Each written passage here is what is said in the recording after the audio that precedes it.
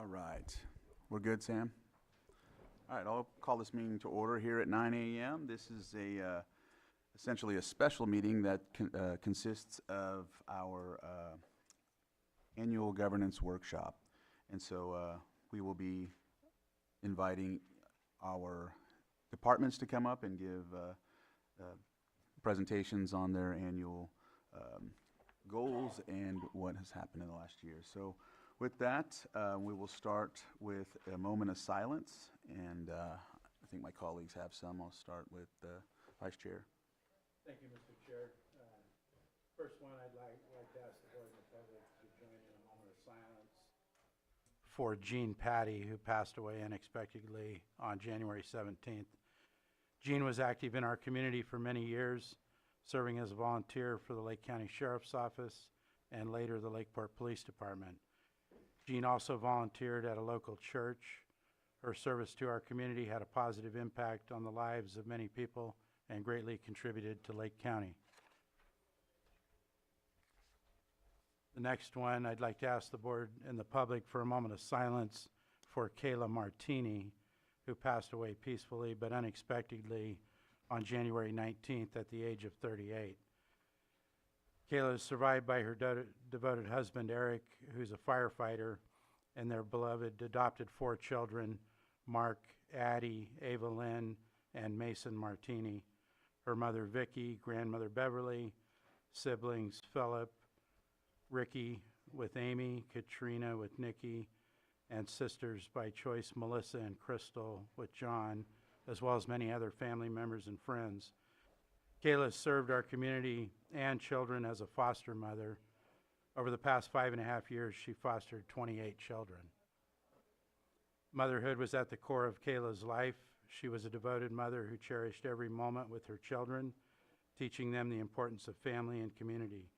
Her home was always filled with warmth, love, and delightful chaos of family life.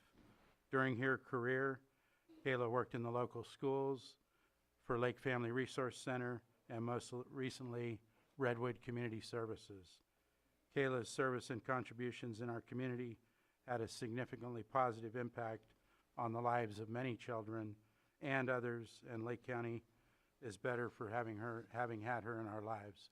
Thank you.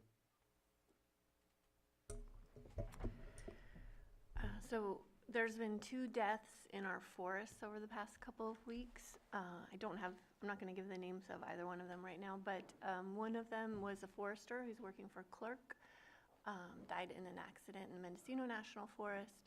And the other was a mountain biker visiting from Napa County who had close ties to the community, passed away while riding his bike in Boggs State Forest. Any others? All right.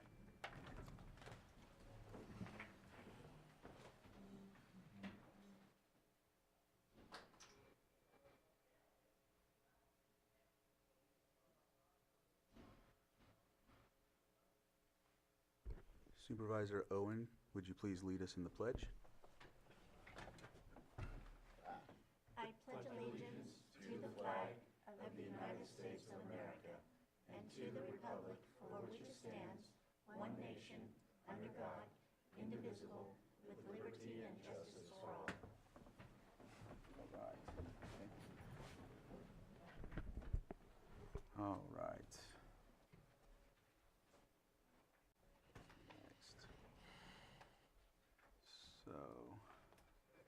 Next is public input.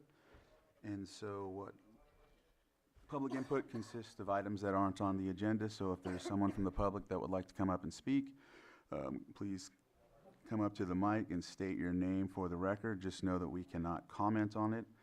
And if it's something that is on the agenda today, we can more than likely refer you to that. And you will have 3 minutes.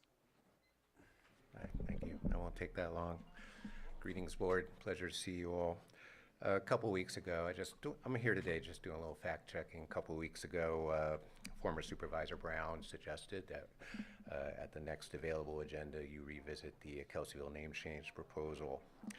And in so doing, one of the reasons he cited was one of the board members, myself, was not a legitimately elected supervisor. nor did he care enough to run for office, and that questions the legitimacy of his involvement to begin with. And if it were just the slings and arrows pointed at me, that's one thing. But if you're going to communicate to the general public that our process of the past board was anything less than legitimate, then I have to fact check that. No, I was not elected. The timeline of the vacancy for the District 4 seat did not allow for an election.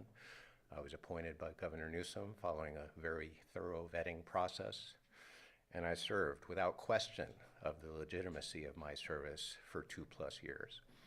Only when the vote and the Kelseyville name change did not go the way Supervisor Brown and others in the community felt it should have, did this attack on my personality take place. None of that is super helpful or relevant to the choice that this board made back at the time. If the new board members think there's something they can add to this discussion that would be helpful, sure. I just don't know that that's going to happen. A reconsideration motion raises certain procedural and legal questions. I figure at best you would be able to, if you did bring it back and sent back a 4-1 vote against the name change versus the 3-2 that was in support, at best you're going to have a mixed messages to the Board of Geographic Names. I don't know for a fact that a motion to reconsider would erase what the prior board did. And as a former supervisor, I have equal standing with former Supervisor Brown. I'm here to formally ask you not to entertain a motion to reconsider what has been done. I believe the Board of Geographic Names has ample evidence already submitted by this board and through the public input process that lasted close to a year and is still open today. Nobody was disenfranchised. Nobody was harmed by the robust debate that took place. And I honestly don't think anything helpful will come from this board reconsidering this matter, especially knowing that President Trump, among his many executive orders, has managed to put his finger on the scales, specifically of the Board of Geographic Names. So we're probably going to have 4 years of certain place names, starting with Mount McKinley, but probably go on down the line that will be second guessed if they're acted upon at all by BGN. So I don't think you have much to fear from BGN for at least the next 4 years, and I can't think of any positive message that would come if you did a motion to reconsider. Thank you. All right. Is there any other folks in the chambers that have any public input? If not, anyone on Zoom? All right. Sterling, if you can state your name for the record, and you would have 3 minutes.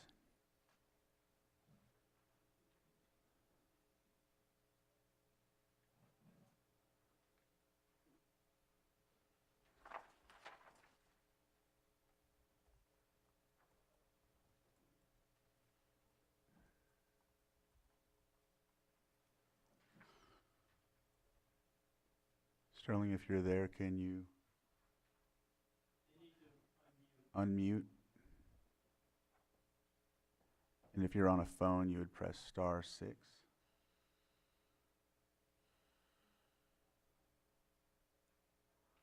Okay. It looks like we're having a difficult time getting Mrs. Wellman unmuted. So if you can write your comment and we can add it to the public input agenda item for that. Are there any others on Zoom? Okay. Okay.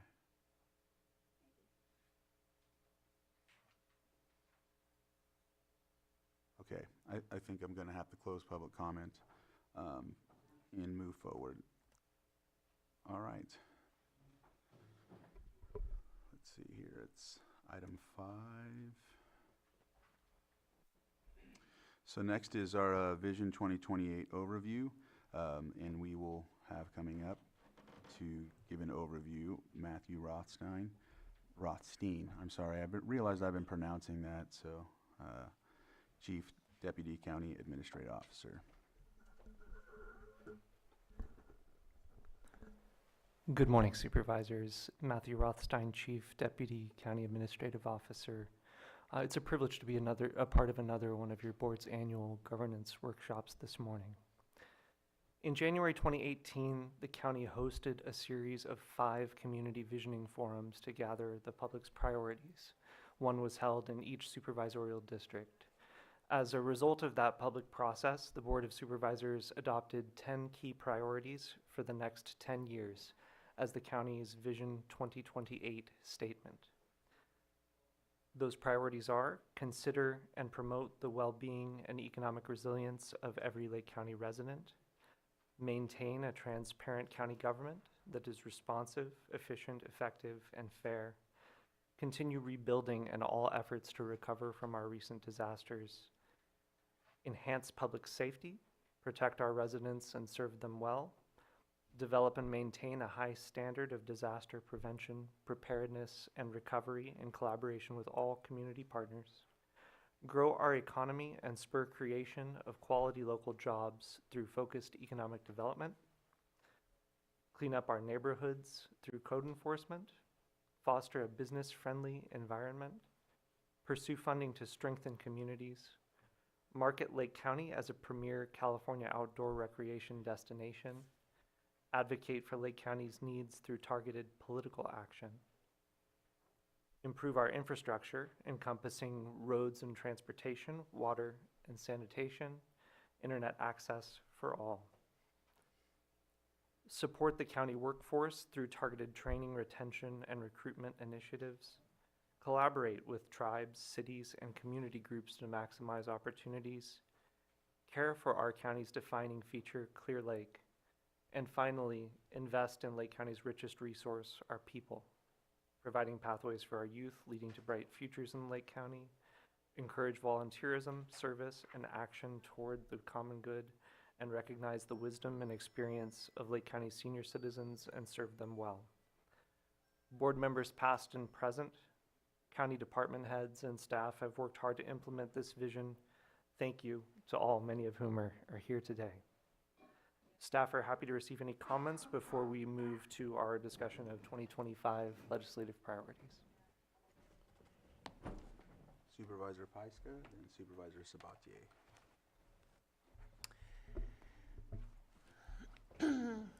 So back in 2021, we added the language for rebuilding and recovery, which I think is still important, but we're in a different time and place. I don't think that we need to touch that language, particularly since we keep having disasters, and it could refer to any recent disaster.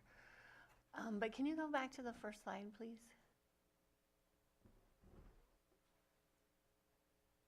Oh, sorry, that one. Yeah, the first priority, consider and promote the well-being and economic resilience of every Lake County resident. And Matthew and I went back and forth on this because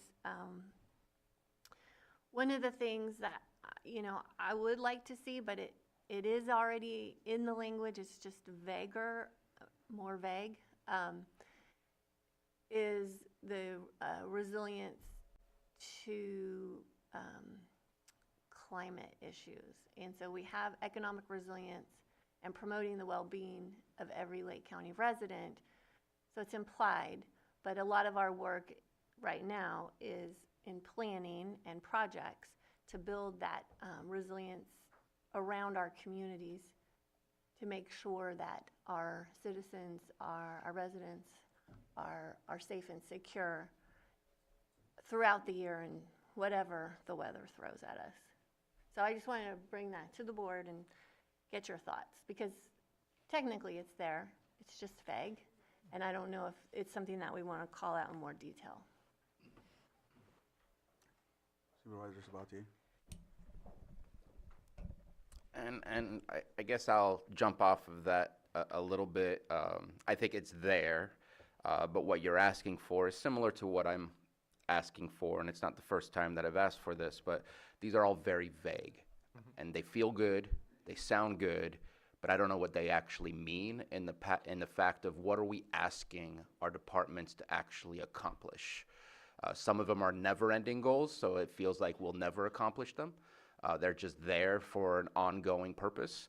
And I know that we have 2 plans at least, which I think is a part of this. It's not the complete part of this, of strategic plan for housing and strategic plan for economic development. But I feel like each one of these items needs to have objectives, things that we can mark off and say, we've accomplished these things.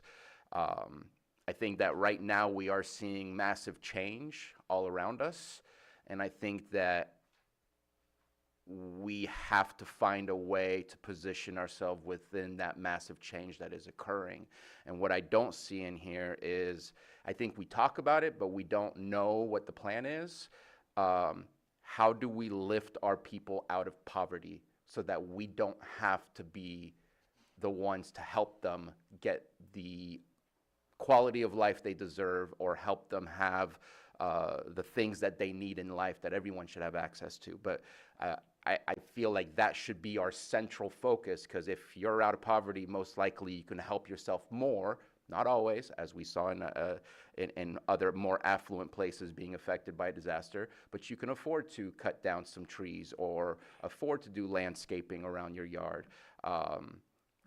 It just feels like we are taking a huge load of having to take care of our entire county, when I think if we focused on uplifting our people, would be probably either the same or better outcomes without such reliance on us. And I think we need to have strategic plans for either each one of these goals, or just an overall, we need to have a strategic plan conversation. We don't have one, and I know I brought it up in 2019 when I started or something like that, and at that point in time we were still talking about the general plan being updated, and that took forever to finally get that started.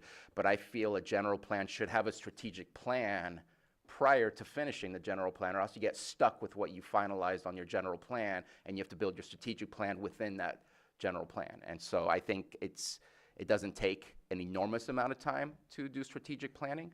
In fact, one of the gentlemen from CSAC that helped us in our last governance workshop that we did, Robert, and I'm never going to remember his last name. Bendorf, offered his services to help us out with these things. But I feel like we need to know what our objectives are, because we don't have a guide on what's next. If we receive another ARPA fund of $12 million, we should be spending it on what's next, not what's popular or what feels good. And I don't think we wasted our money, but I don't know that we help propel us forward when we don't have those objectives set in stone as to what our plan is. And I think we need that plan. So I agree with the greater detail. Well, I mean, I'll say in a vision, that's the vision, that's the guide. The strategic plan has the action items. So I disagree that we should have actionable items in the vision, because that is where we need to align all of our work to make sure that we're moving in the right direction. And then we are working on the strategic plans, and we have more work to do.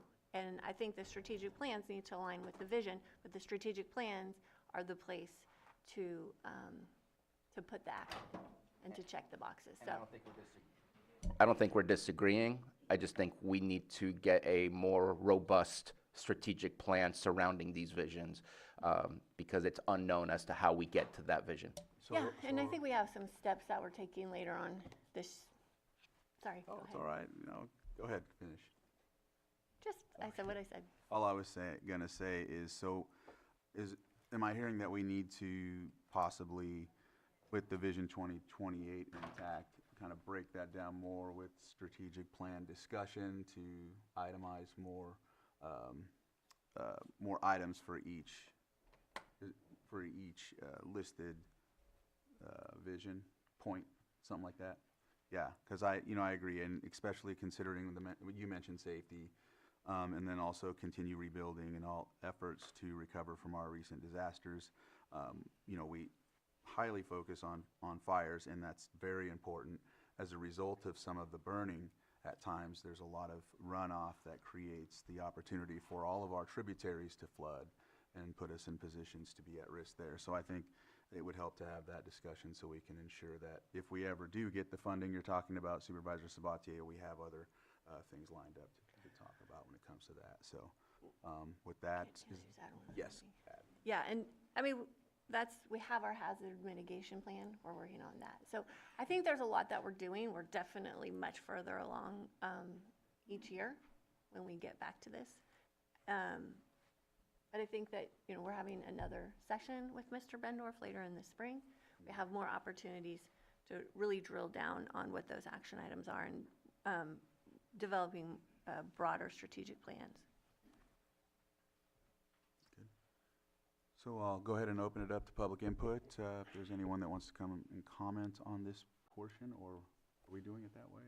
Can I give one more comment? Yes. So as far as the comment of what was requested by Supervisor Pyska of the additional language, I would say maybe we hold that conversation until we recognize what language is needed from our federal partners in order to acquire funds.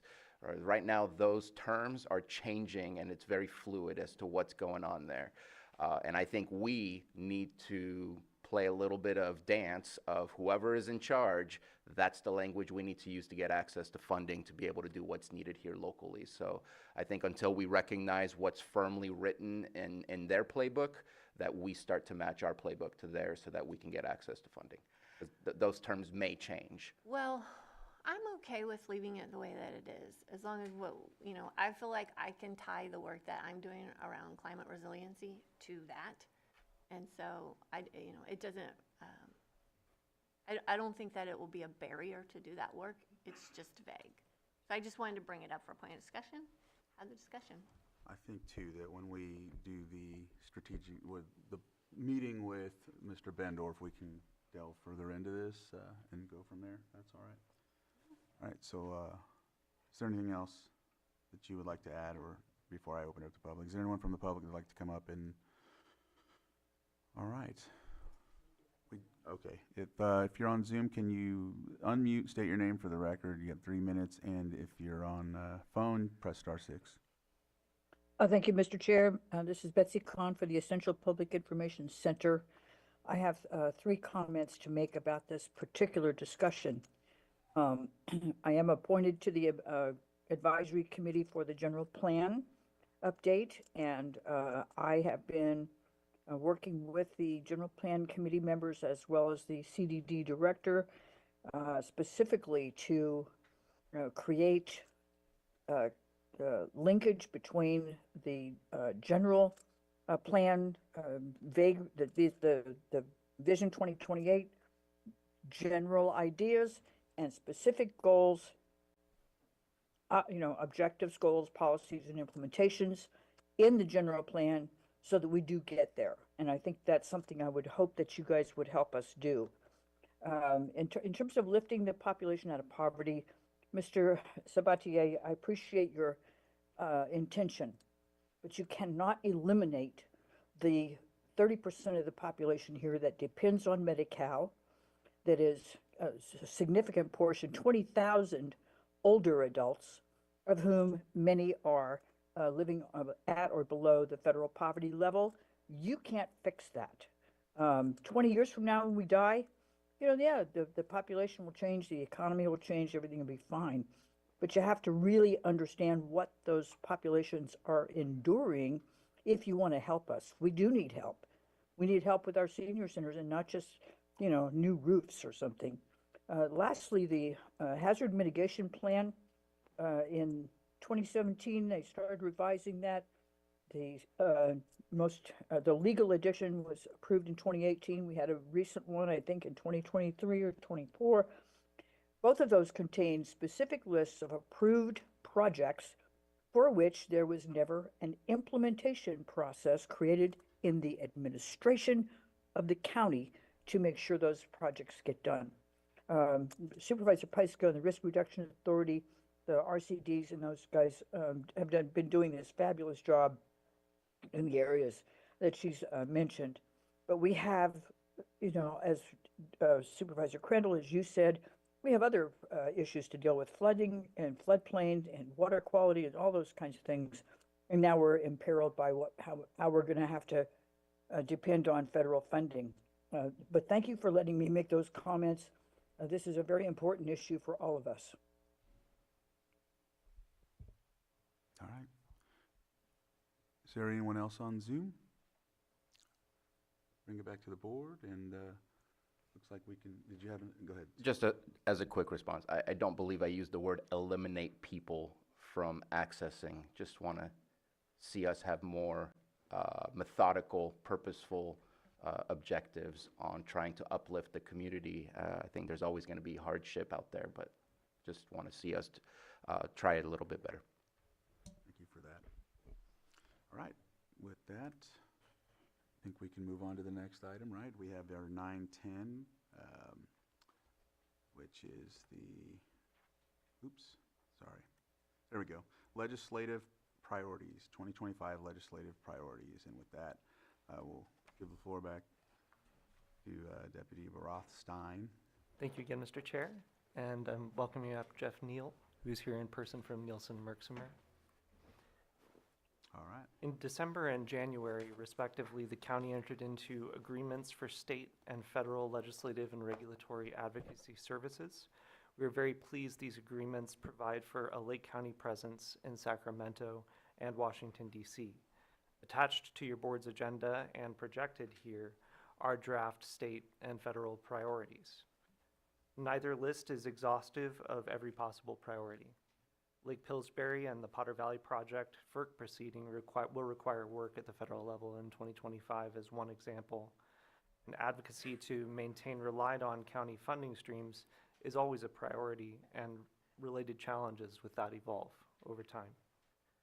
Our advocates from both Nielsen Merksimer and Paragon Government Relations do indicate it is generally desirable for these priority statements to be broad, allowing action within those categories of emphasis to be quickly taken as needed. During today's item, you will hear presentations from both of Lake County's advocacy firms. They will each provide an overview and invite discussion from your board and others gathered here today. And so first I would like to introduce Jeff Neal from the county's state-level advocacy firm, Nielsen Merksimer. Good morning, Mr. Chair, members. Jeff Neal, Nielsen Merksimer, your state representatives in Sacramento. Happy to be back in Lake County this morning.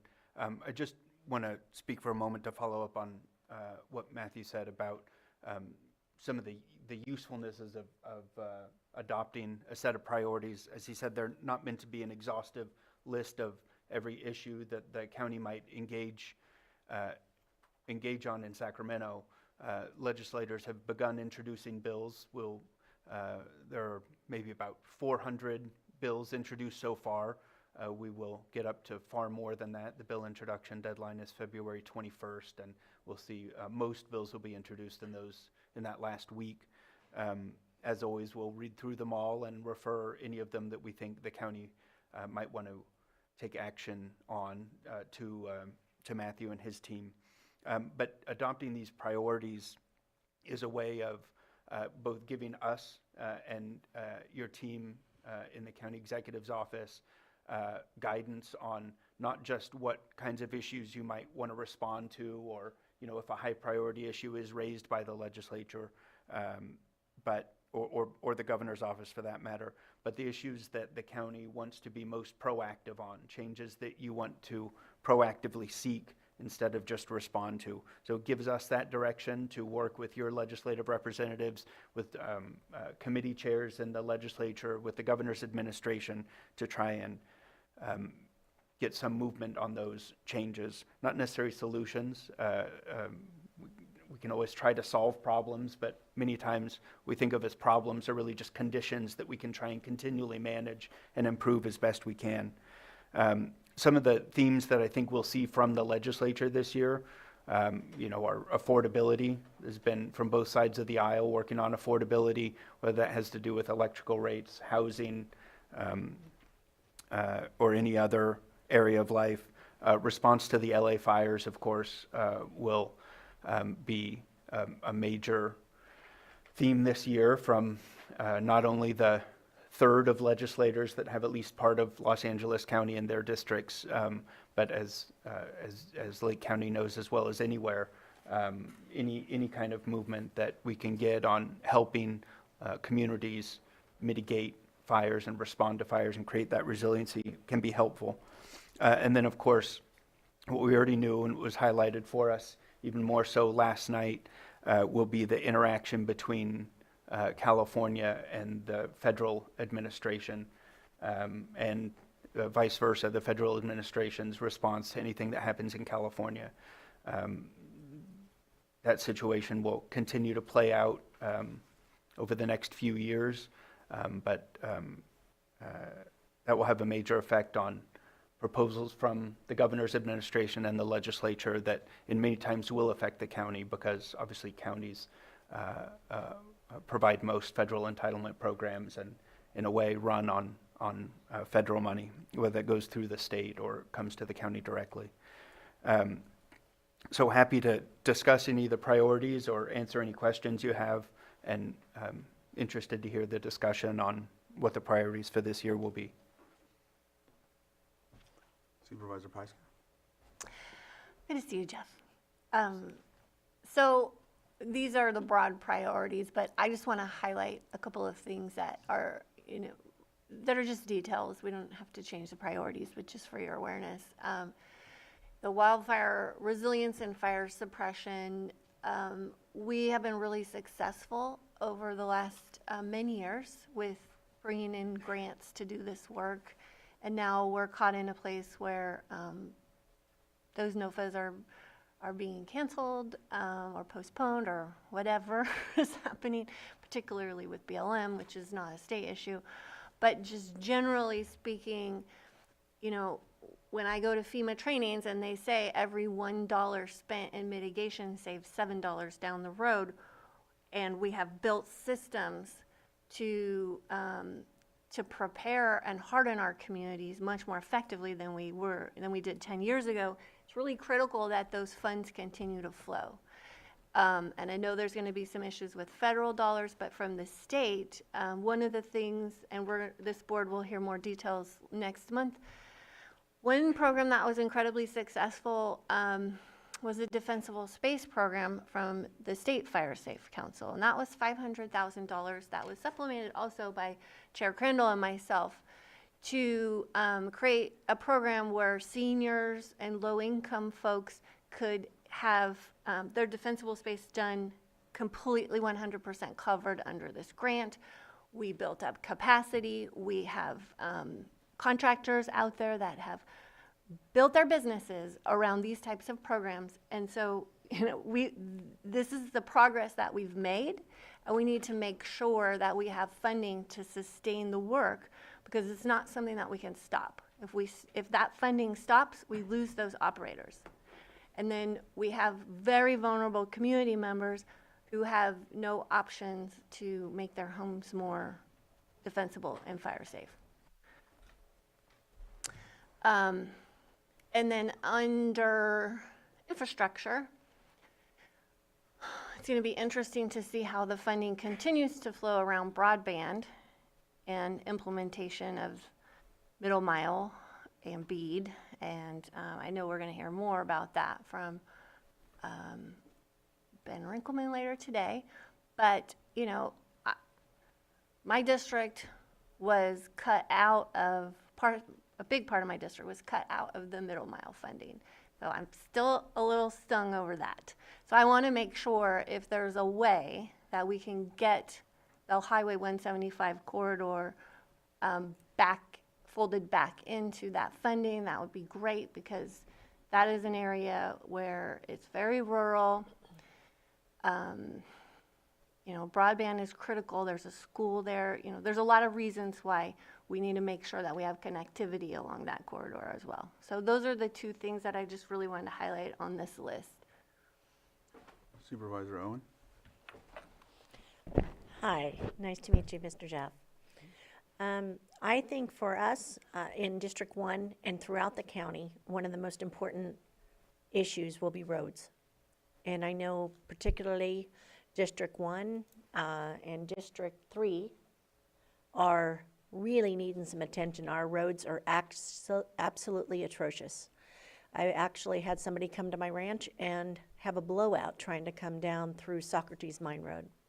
So the funding for roads and infrastructure is going to be huge for us. I think that is our #1 complaint. Lake Pillsbury also is going to be huge. I really want to put on the boxing gloves on that one. Thank you. Vice Chair Rasmussen, and then Thank you, Mr. Chair. I just want to make a couple comments. When I was reviewing these, I kind of looked at them with the Vision 2028 in mind, and I think that these legislative priorities do line up well with what our vision is, and I think that's important. You know, if that's our vision, we ought to be advocating for, you know, for these things. And I think it's great that we are, you know, hiring outside firms to keep an eye on this stuff, both in Sacramento and DC, because that's critical. We obviously can't do that in-house. There's so much changing every day and coming down that I think that's an excellent investment that we're doing that. The one thing that I feel is missing from, at least on the state level, is a public safety component dealing with, you know, law enforcement, prosecution, supervision of offenders, things like that.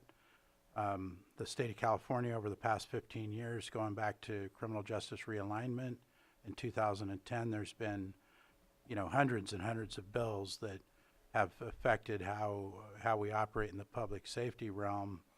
And in my opinion, a lot of those issues have led to hindering our ability to keep our communities safe. So I think that, you know, should be a priority. I know we can't list every single thing, but and I don't know what may or may not be, you know, introduced this year, but it certainly has been a lot of public safety bills introduced every year over the past decade at least. So, thank you. Supervisor Sabatier. Well, Vice Chair Rasmussen pretty much hit it right on the nail where I was going. I know that VOCA, the Victims' Rights Act, Victims of Crime Act, I think it is, was taken away last year. The state of California was able to kind of replenish that for the 1 year, but it's still kind of up in the air as to what's going on in the following years. So I think that's a part of that conversation about public safety. I believe we get about $500,000 from rural law enforcement. I don't know the exact title of it. I believe that's federal dollars as well. So there's definitely some public safety dollars that we want to make sure to maintain. And I would say that unfortunately at this moment in time, granted, we got to figure out how to position ourselves within what's going to happen, but we need to play defense in the sense of trying to maintain what we have been receiving to ensure that we can continue to provide the services we are providing.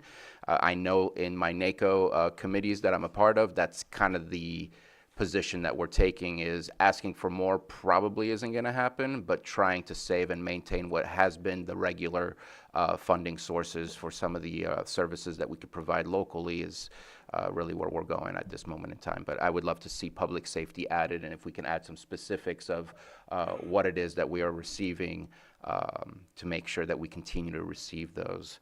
And I see it's under infrastructure, but I know that there's been a lot of new regulatory things coming down for water utilities and others, PFAS, all those things.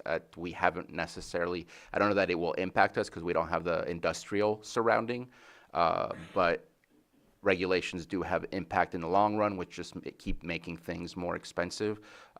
It's just keeping track of those things, and hopefully that's within the infrastructure portion of it. I know that we're looking at the funding that's available through the IRA, but I just know that things keep getting more difficult, and similar to climate change, we're not necessarily the reason for why climate change is happening here. We don't have a concrete jungle, we're not overly industrialized, but yet we have to deal with the results of those things, and same with some of the regulations where there's reason for looking at some of the problems that they have in their pipes or in their systems in certain areas when we may not have those same issues but still need to comply with the regulations that come up.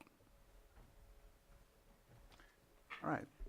I think you've all covered a lot. I'm just going to add another thing. I notice in water reliability, I pretty much in agreement with the majority of them, but I really feel like flood risk reduction can be kind of like a standalone, the same way that wildfire, resilience is, and then also in regard to insurance when it comes to that. I know that Scotts Creek has the same flooding issues that are similar in my district. I'm not sure in the others, but there's situations where I think we can focus on that because of the imminent threat that we have, especially with regard to a lot of sedimentation.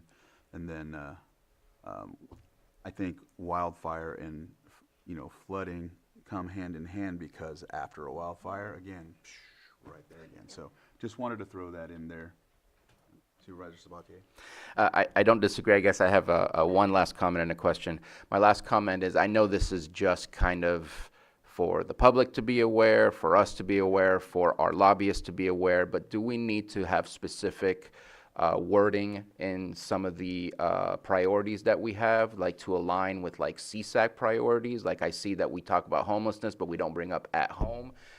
Does that need to be identified within the language that's here, or is that just part of the conversation that's already happening? Just kind of curious where that fits, because it would be nice to align with NACO priorities where we can, so that we have not just us acting on our own, but acting with that greater voice. And same thing with CSAC. If some of these priorities align with CSAC priorities, we can make sure to align it with what it is that they're doing. Just kind of curious how we're working all that. I'm going to comment on that one. But no, go ahead. I was going to well, go ahead, you first.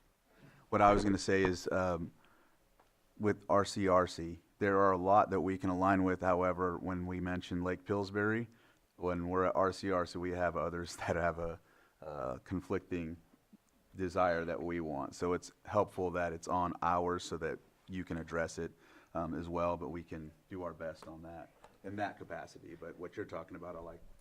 I apologize for missing out on RCRC. I haven't been there in a long time. And then my question is, we've brought up some new things. Are we given consensus to adding or changing or doing any of those things? Just kind of asking about the process for this review. I'm sorry, Chair, may I? Yes. We would like to hear some consensus on those separate different items so we can add it to the draft for formal acceptance.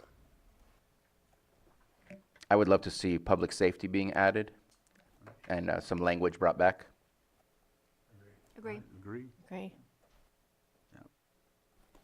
And I think also separating flood resiliency as well, as opposed to being in water reliability. And I don't want to add it to wildfire resilience, because I don't want to dilute wildfire resilience, if that makes sense. So having a standalone. Just a quick question. Are you talking for both the federal and the state? Yes. I'm okay with that. To me, it would be either emergency disaster and then subcategories of wildfire and flooding, or both separate as its own thing. Either way, I'm okay with the inclusion of that. I think looking at the heading disaster and then wildfire, we also have heat domes and heat events that are impacting our people. So, I mean, we could make a longer list, or we could just refer to all disasters and resiliency With subcategories or something like that. subcategories. Yeah. What do you suggest? So my sense is we're trying to keep the list relatively short so that when our representatives from Nielsen-Merksimer or county staff or supervisors walk in, it's pretty easy to access what our priorities are. So my sense would be a category like disaster resiliency with the subcategories like wildfire and flood resiliency therein seems like the right line to walk. Jeff, does that seem right to you as well? Yeah, I think that's a good way to do it. Okay. So, and public safety is distinct from the other items that we'd had listed here previously, so we'll come back with language on that. And I did want to remind still that we do have Paragon Government Relations in Zoom, and they'll make a presentation as well. All right. So on the roads, I don't see it listed under your infrastructure. Is it listed? We really need some help with our roads here in the county. On that second bullet, on the funding Yeah. for infrastructure and for resources and infrastructure? Is that what you're looking for? I'm looking at Infrastructure and Job Act, so I might be on the Yes. wrong And page.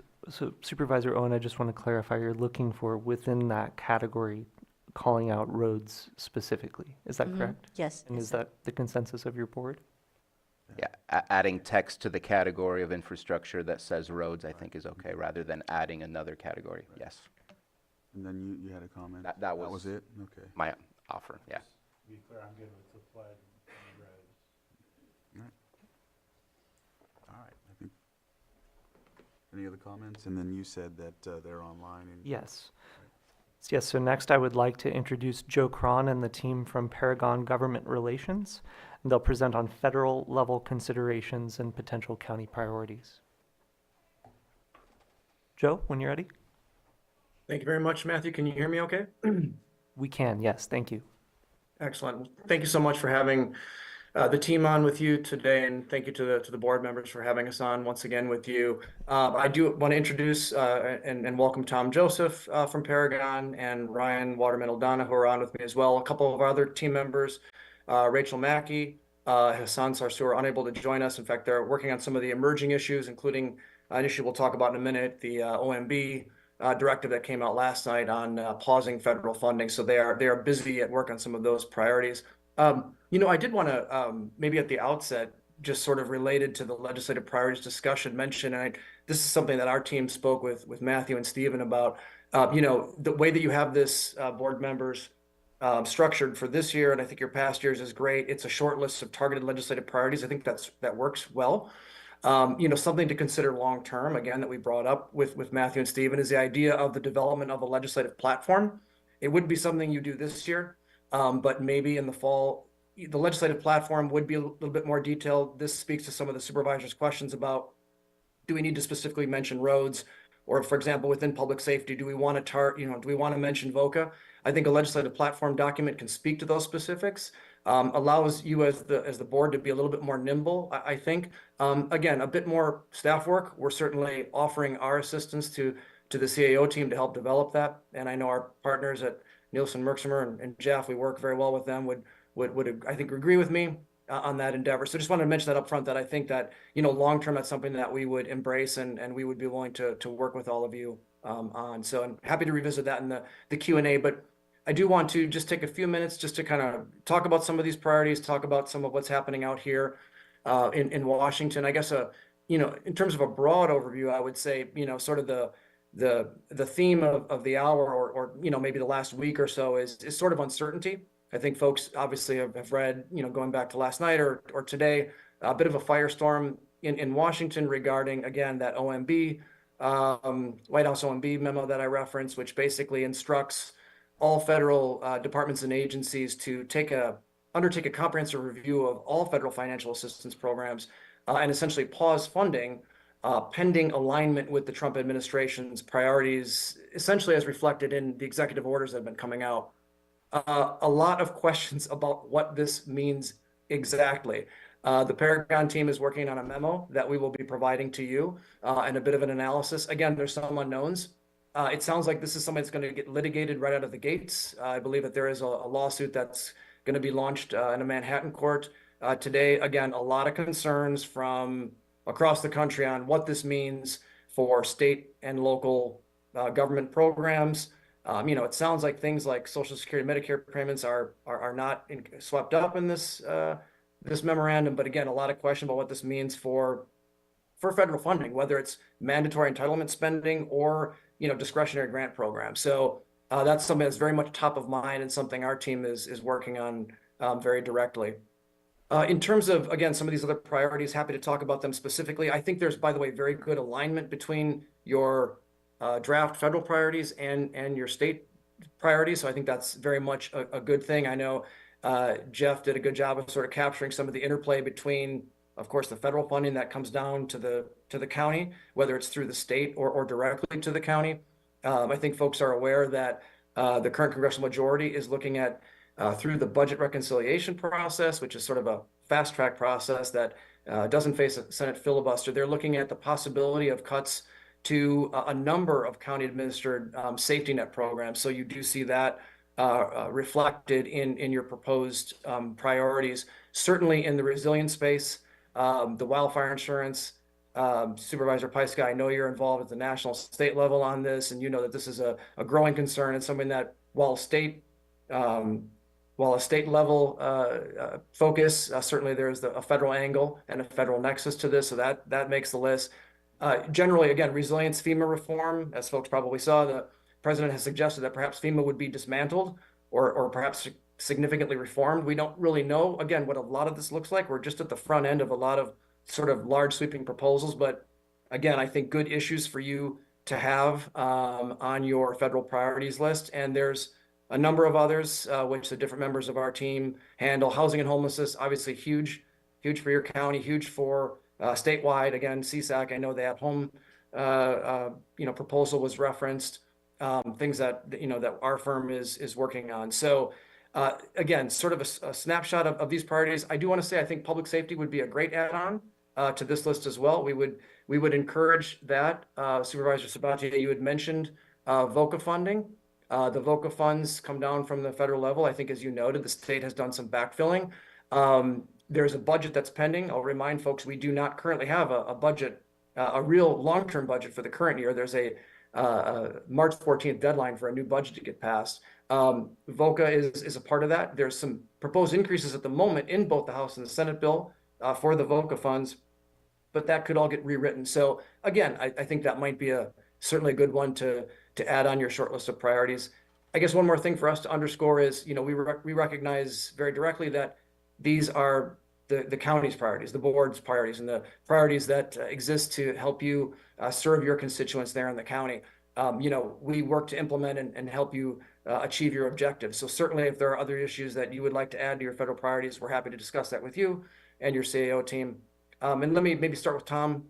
Tom, if you want to add in certainly anything on any of the issues or just generally, and Ryan for that matter as well. Thank you, Joe. I think you covered it. We are, with respect to trying to analyze or decipher the latest directive from OMB on programs and activities. We're working on that memo. And as Joe mentioned, there may be a court challenge today. We're very pleased to be working with the board. My portfolio is health, human services, housing, and homelessness. So looking forward to it. So thank you to the board and Matthew. Again, we're happy to take questions or discuss any issues further if you'd like. I don't know who's first. Supervisor Pyska. Well, thanks for the, I think working on our platform is a goal that we need to pursue. We're just getting our feet wet. Last year was the first year that we had our state representation, so I think that's an appropriate goal for us to work toward in the next year or two. Beyond the points that I made earlier for the state priorities, because they're the same, I also want to mention, before this notice came out last night, we were having conversations with our AAA, Area Agency on Aging, and the Older Americans Act was not passed in the funding resolution that was passed in December. So that impacts us right now. Rachel can speak to that later, but I wanted our board to be aware that even before this happened, we're having emergency meetings because this impacts the meals for our seniors.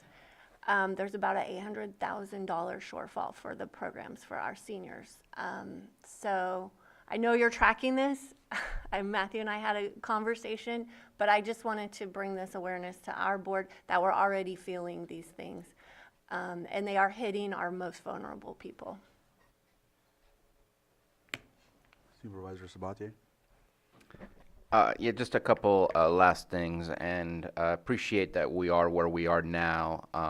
But I'm wondering, is there a reporting back to the board of the year's activities of lobbying so that we can make it very public and be made well aware as to what did we gain from having this contract and this relationship. It's not the most costly of contracts that we have, which I greatly appreciate, but I also want to make sure that we're recognizing the benefits of this relationship. And so hoping that we can do an annual, maybe right around this time period might be a good time, I don't know, but getting like an annual report of here's a summary of activities for the county at the state and federal level.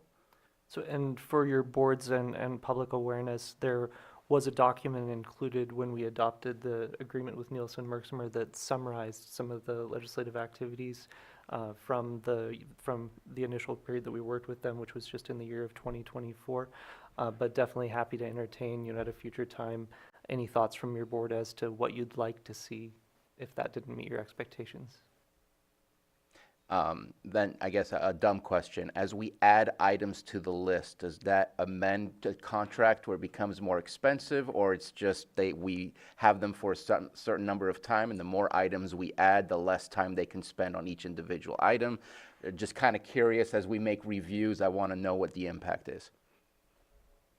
Well, I think we have our advocates here, and maybe it would be a positive, Jeff, if you can speak to that a little bit. Yeah, happy to. Good question, Supervisor. I think our contract has a not to exceed amount in it. It wouldn't be an amendment to it. For these are really just as we spend time talking to the members of your legislative delegation, to their staff, as we see bills being introduced by the legislature or budget proposals made either by the administration or the legislature. These really just give us direction as to where to focus our efforts. So it wouldn't be an increased cost or a diminution of the amount of time we spend. If you add public safety, it doesn't take, I don't know, 2 hours a month away from, whatever other priority. It really just gives us the direction for where to focus our efforts. So I think that speaks to your No, question. I appreciate that. Well, since you answered that way, just a quick question, and I'm looking at Supervisor Pyska because she would have the knowledge, and in fact, maybe even Chair Crandall, because I believe you used to be on the board. But I know workforce development, I haven't gotten myself fully involved yet. We haven't had a meeting at this time. But my understanding is the funding is not vast in what is being offered, and it covers Marin, Sonoma, Mendo, Lake, and Napa, I believe. And that's a large area to provide the scant resources that they already receive. Is that something that we should be looking to add to our list, or do I not know enough and I should just lay off until I know further information? Just wanted to bring it up. I mean, the funding does come from the state and federal government, and it is directed to individual counties. So, but it is something that we probably should look at, but we have not had a board meeting, so we don't have an update yet. We don't understand how the programs will be impacted yet. Okay. So if it's something that, needs addressing, we could probably add it to the priorities when we have a better understanding. Okay, thank you. Vice Chair? Yes, again, good presentation. I think this is a good list, but if we have consensus, I do think we should have public safety on the federal list as well. All right. Any other comments? Should I open it to the public now? All right. Joe has a Who? Joe. Okay. Sir, Joe, go ahead and unmute. I see your hand up.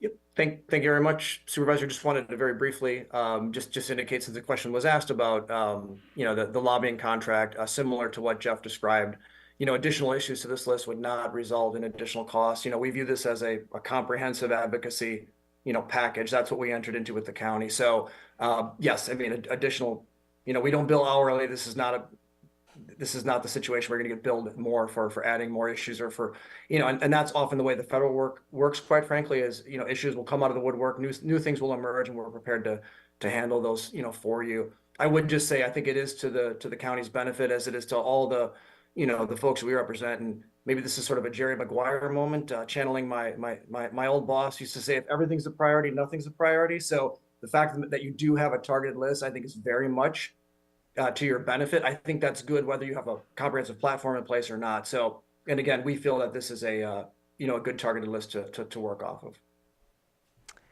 Thank you. Just one other comment about FEMA, because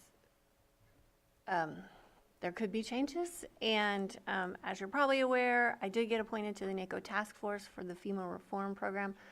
I know you're following that closely. I'm not sure we need to put it as our priority because there are so many unknowns, but we are compiling our experiences over the last decade so that we can show where there are some gaps and areas where the programs could be improved. So just be aware that we're working on that, and I intend to bring it to the task force no later than the NACO conference when I'll see you in DC.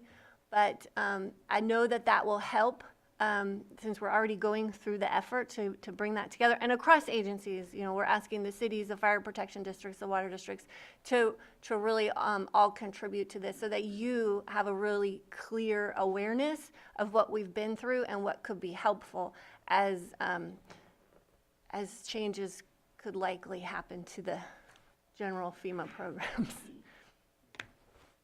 That's very helpful. Thank you, Supervisor. All right. With that, we can now open it up to the public. All right. Alan Fletcher, Lucerne. Are you coming back to broadband? Because serving the little hills and valleys up in your zone, maybe you shouldn't be looking at laying fiber, but looking up in the skies and hooking up with the Starlink or the other schemes that are coming through that deliver broadband without any wires laid through your difficult to cover canyons and the like. The second point is I belong to a population of which I think I'm fairly typical, which is almost poor. If I earned 1/6 of my income less, which I get from Social Security, I would qualify for up to $10,000 a month of benefits because I was Medicare income eligible. So for instance, I don't get IHSS. If I earned 1/6 less, I could get $10,000 a month of IHS benefits, which I would have to pay for out of my own pocket.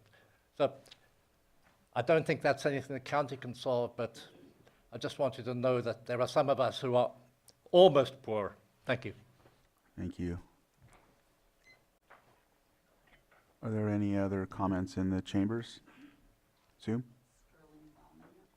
Okay. Sterling, if you can unmute. I believe I did. Can you hear me? Yep, we can hear you now. Okay, cool. Thank you. So this is a perfect topic that I've been actually wanted to talk to at first. The state board is there. I live out in Spring Valley.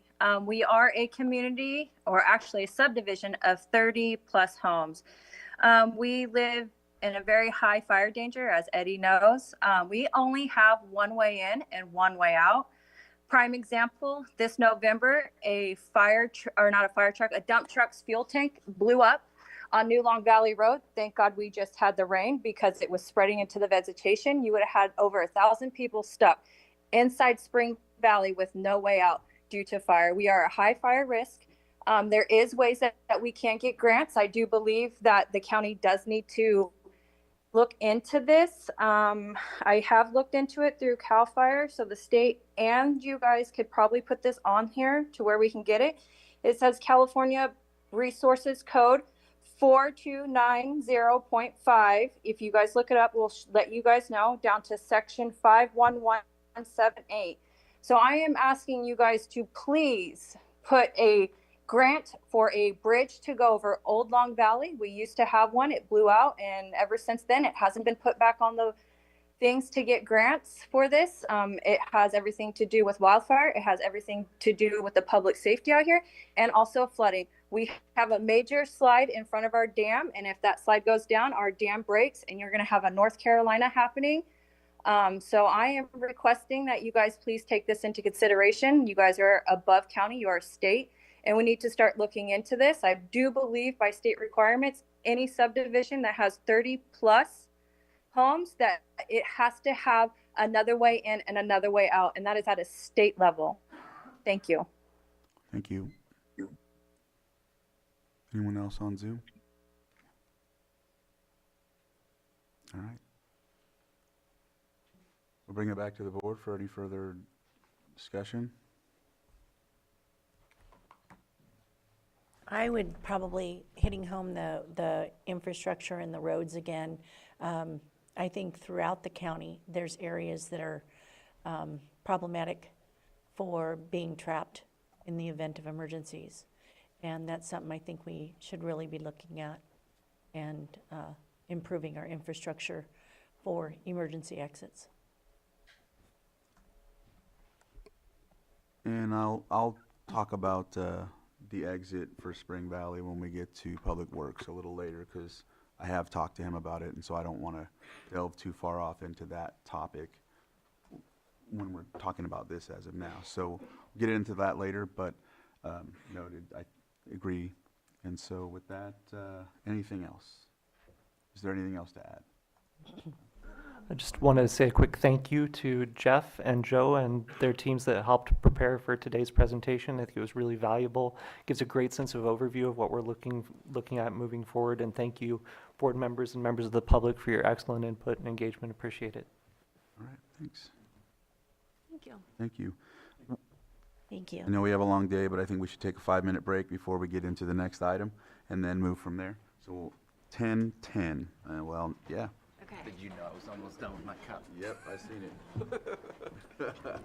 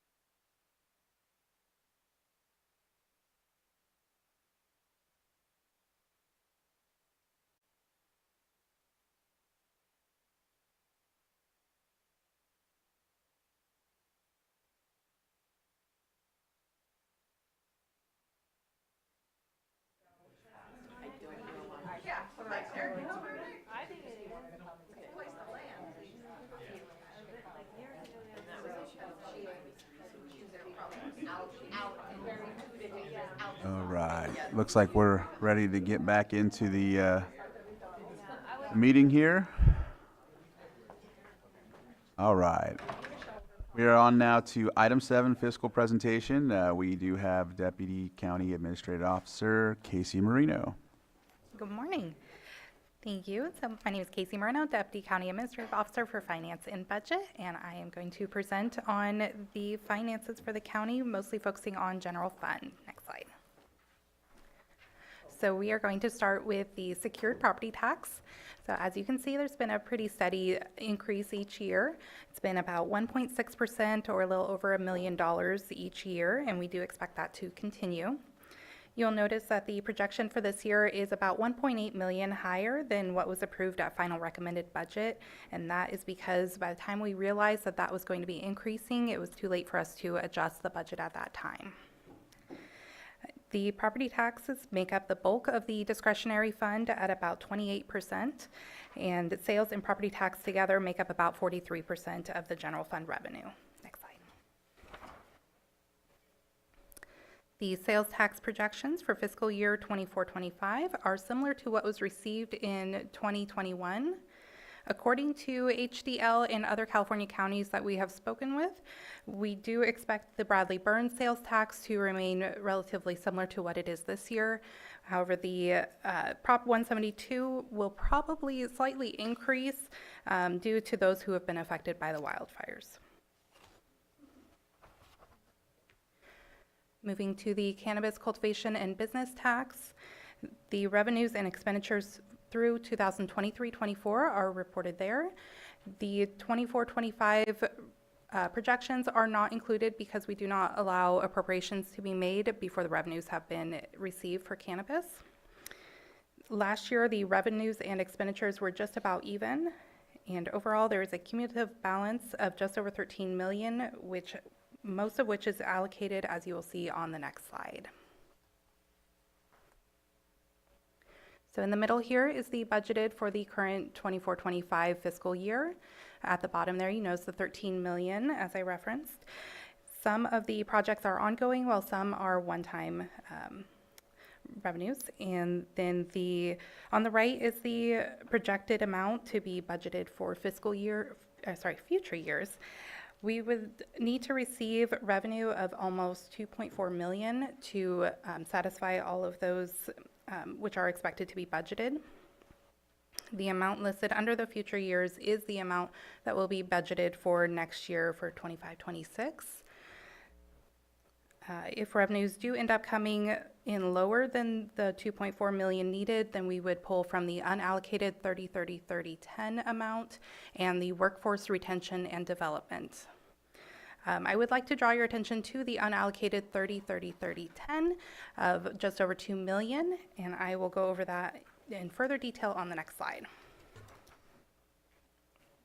So on September 14, 2021, your board adopted the cannabis tax usage and expenditure policies and procedures. Aside from these set amounts at the inception and the recurring $500,000 for the discretionary fund, and any other projects that your board approves, the remaining revenue is split between these buckets of 30%, 30%, 30%, and 10%. So planning, code enforcement, water resources, environmental health gets 30%, law enforcement 30%, economic development, housing risk reduction 30%, and youth programs 10%.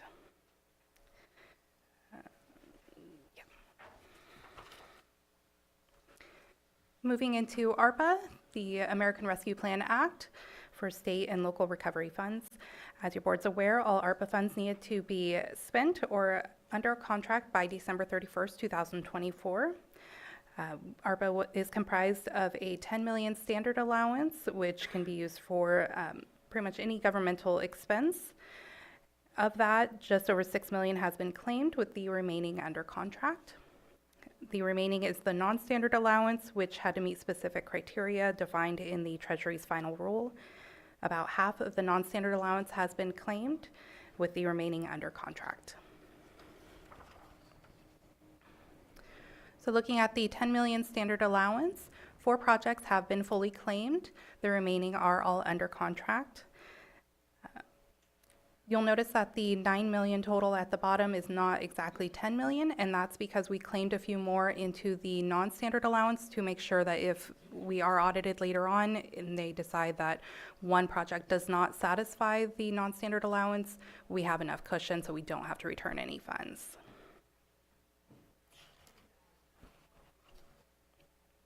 For the non-standard allowance, it totals about 2.9 million. 4 projects have been fully claimed with the remaining under contract. One project I would like to highlight is the Kelseyville Senior Center. It was allocated at $800,000 and it's been reduced to $460,000. That is because that's the only amount that was under contract, and so we were not able to get the rest under contract. So what we did was move those funds to the solar project, which is under the county facilities assessment and upgrades. And so that freed up general fund, which we will then transfer general fund to pay for Kelseyville Seniors Center to make sure that it's at the $800,000.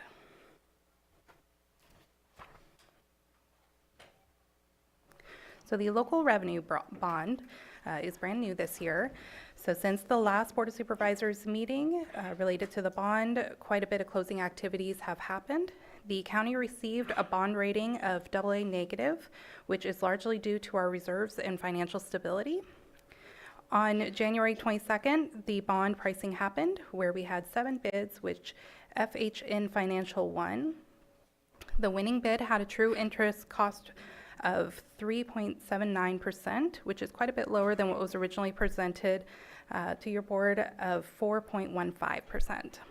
So that ends up saving the county roughly $1.4 million over the course of the bond. The final step will come on Wednesday, February 5th, when we will finalize the closing and the funds will be delivered to the trustee. So the bond proceeds are $21,796,533.05. Project fund is $20 million.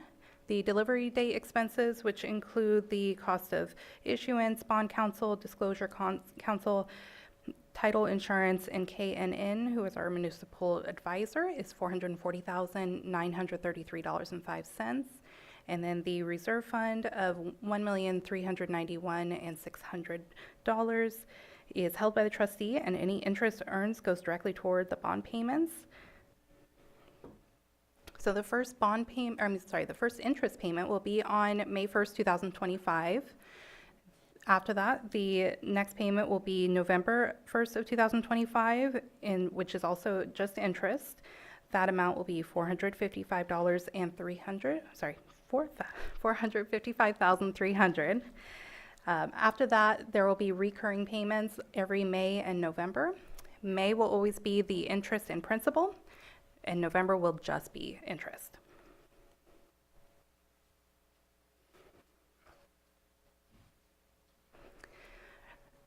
Now, general fund reserves. So the general reserve, Fund 151, is at $16 million, has been that way for about over a year. The general parks reserve was created last fiscal year of Fund 152, it's at $3 million. The general building infrastructure reserve, Fund 153, is at $8,480,451. And that one, let's see, okay. And then the technology modernization reserve is currently sitting at just over $4 million. And as your board may recall, $3 million was loaned to behavioral health. It came out of that reserve. They have repaid $1 million to the reserve. And then they've also repaid the $1 million loan from social services. Further repayment, though, is on hold until they are more financially stable. Do you have a question? All right. So with these reserve balances staying stagnant over the last several years since we put them there, are they appreciating income, or is the income going somewhere else for the interest? They do not have interest added into the actual reserve account, but I'll have to look to see where the interest is going. General fund, in fact. Okay, thank you. Sorry. All right. Please continue. The Pension Stabilization Reserve, Fund 155, is at zero, has been for a few years, but I included it just so the numbers, we weren't skipping one. The budget stabilization reserve has remained at its current balance since 2021. The general designated reserve was also created last fiscal year and currently holds the LATCF funds, which will be presented on the next slide.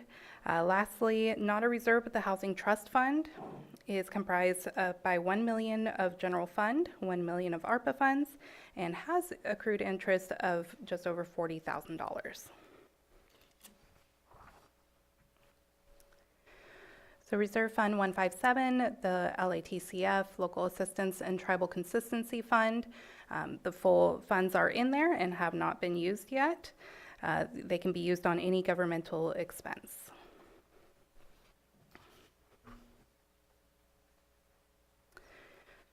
So potential impacts to future budgets. The fires in Los Angeles County is currently at over $250 billion and is climbing. So that will affect state finances and grants. Potential new federal legislation, as we heard today, is changing. So we're not sure where that's going to go, but we are following that very closely, and we will be reporting on that. The class and compensation study, the study is complete and negotiations will be starting soon. The cannabis tax changes, as you saw, there is quite a few departments who are relying on those funds to continue their projects. So depending on how those change, it may affect those departments. The housing market is, we have a lack of affordable housing, and so that limits new people coming into the county, and then just the general spending trends of the population.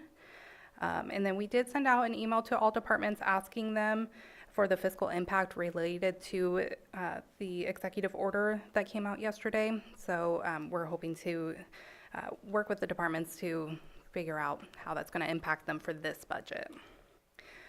Since the posting of the agenda, the next 3 slides were added regarding the investment pools, which will be presented by Treasurer Tax Collector Patrick Sullivan.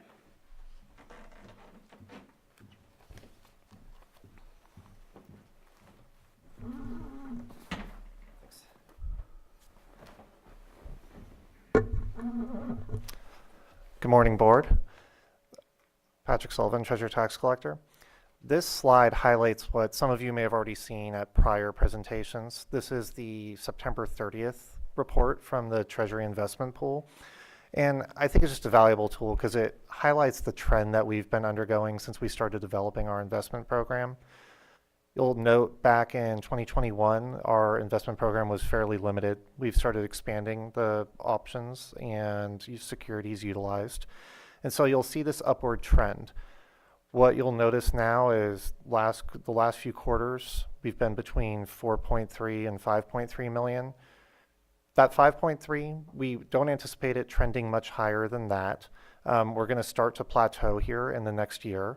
So this trend is going to start to stabilize unless rates change. Our pool has still not caught up to the current market rate. So while short-term securities, we're getting a lower yield than we were last year. Every time one of our older securities matures, when we reinvest it, it's being reinvested typically at a higher rate.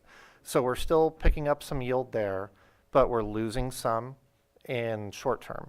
So it is going to begin, like I said, leveling off, and I think you're going to see, barring any other changes, something between that 4.3 and maybe 5.5 on a quarterly basis. If you want to flip to the next slide, please. This provides more of a real-world application of what you saw in the former slide. This is showing the apportionment by fiscal year. So after we bring in that revenue, which is a combination of interest earnings and either capital gains or losses, depending on the security, all of that revenue is then distributed to the different agencies and funds that participate in our pool. And that's based off their average daily balance. This is showing that grand total. So when you look at 2021, you'll see it goes from 1.3 million to just under 1 million in 21 to 22. We're looking at 5.9 in 22 to 23, 12.4 in 23 to 24. And then right now, there's about 13.5 million in revenue that's come in that will ultimately be apportioned during this fiscal year. That does not reflect the entire year yet. There's another quarter that's going to come in, Q3, that will increase that. So I think that trend you're seeing is going to continue. So while we don't have those figures in yet, assuming the trends remain the same, that 13.5 ultimately would come out most likely somewhere between 17 and 18 million this fiscal year. And that's what we'd anticipate distributing amongst the different funds. So next slide, please. This is using the general fund as an example, just a demonstrative example of how that distribution occurs. So each fund, again, the revenue is distributed based off its average daily balance. So for the general fund, back in 20 to 21, 288,000 was distributed. 21-22, 332,000. Then 22-23, 1.7 million. 23-24, 2.5 million. So again, this year, based off what we're seeing, we would expect that to trend upwards. It can always vary across all funds because it depends on that balance. If there's been an impact to that fund's balance, it may reduce the amount of interest that's actually apportioned. But overall for the pool, a little over half of it is distributed amongst county funds, all the funds that your board is responsible for. The other half of it is distributed amongst other entities. The schools are by far the largest player in that. After that are fire districts and then the other independent special districts that participate in the pool. So the other districts have experienced the same sort of effect. That's why the general fund was used as a guide here, just because that's what those agencies have experienced as well. And again, for them, what we get to at the end of this year most likely is where things are going to level off, barring a change. If there are any questions, I'm happy to answer them.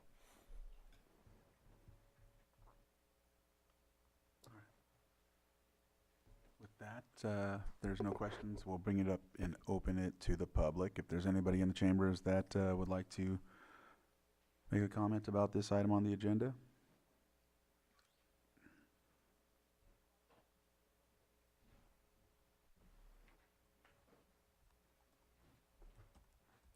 Hi, Julia Carrera, Upper Lake. I was just wondering if you could clarify why the reserve interest is going into the general fund and not staying in the reserves. Thank you.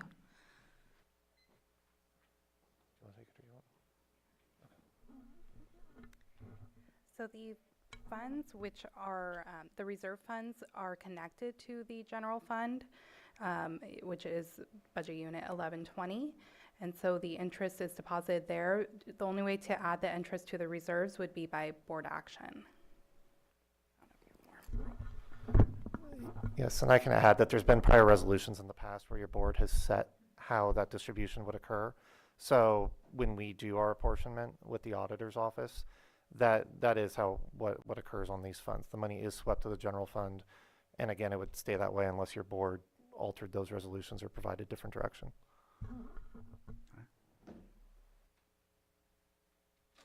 No other questions or comments?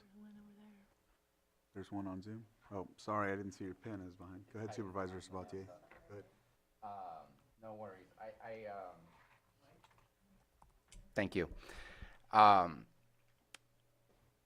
The reserves are an interesting question, though, because I have brought up word of the day strategic plan of what do we do with those funds to strategize how to implement them. I know it's so much easier to just put it in general funds if it's general fund dollars, not enterprise dollars that need to go right back to where it is, and then we make those decisions within our budget. But what I'm hoping is, because I don't know if it exists, this is a question from Ms. Moreno, when we look at our revenues from our general fund perspective, is there a line item that says specifically this is revenues from interest gained from our, because it would be nice to identify those revenues, in my opinion, and is that a possibility?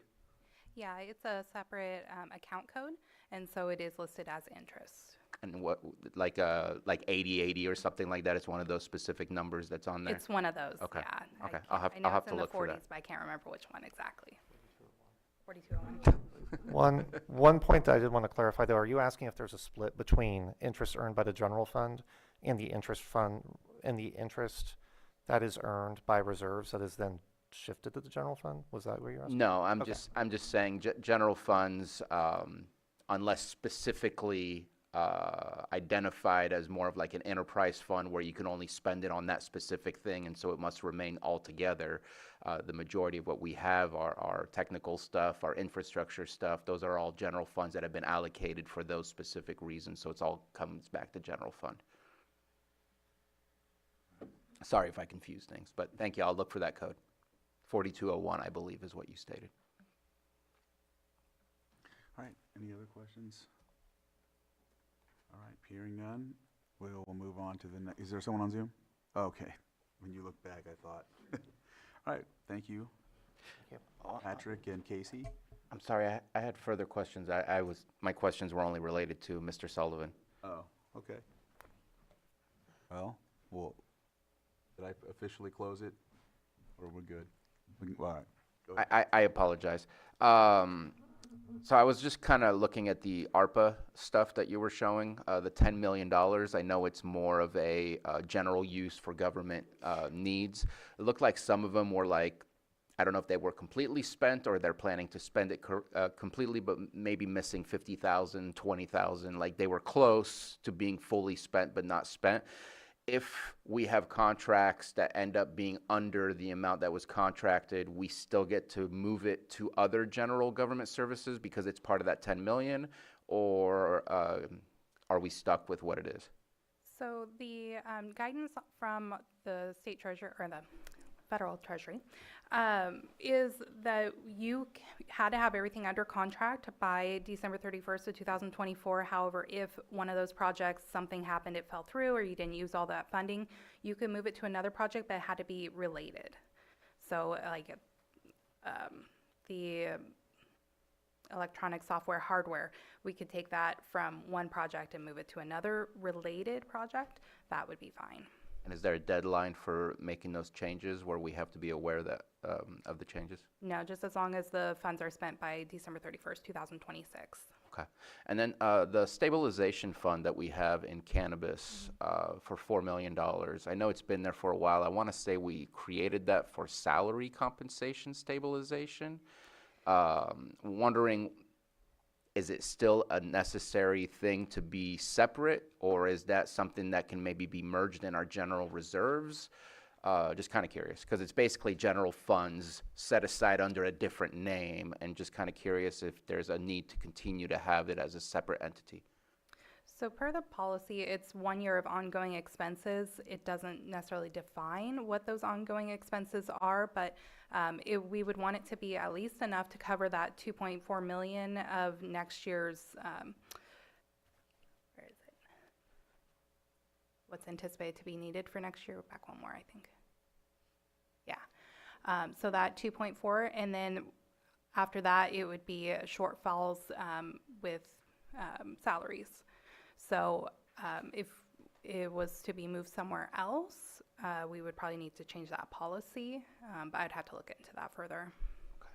And then my last question was the repayment from behavioral health of $3 million. You said there was $1 million that was repaid, so there's still the $2 million outstanding at this moment in time. Correct. Wasn't there a deadline for when that needed to be repaid? I thought, in my mind, I had it as like December 31st, 2024.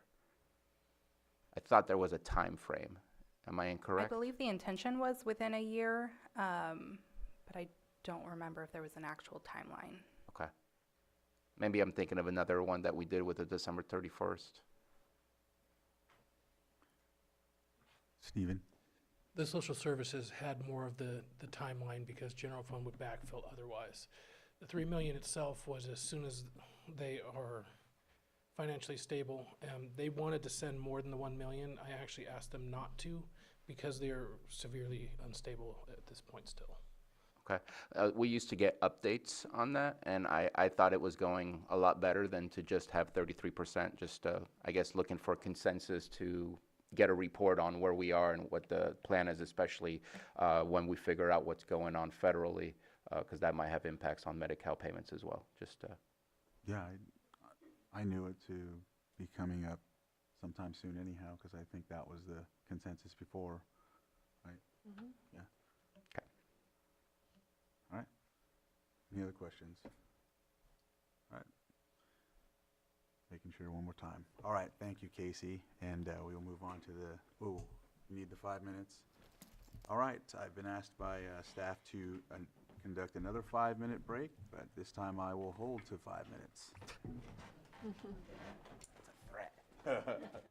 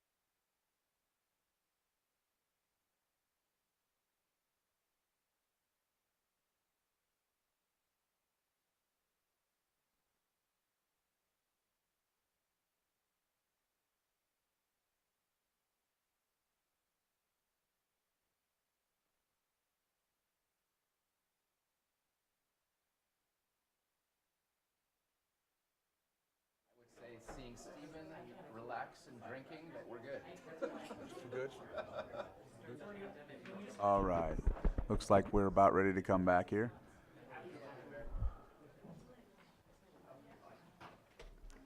Yes. All right, so I'm 1 minute past, but that's better than last time. All right, so we'll come back to order here.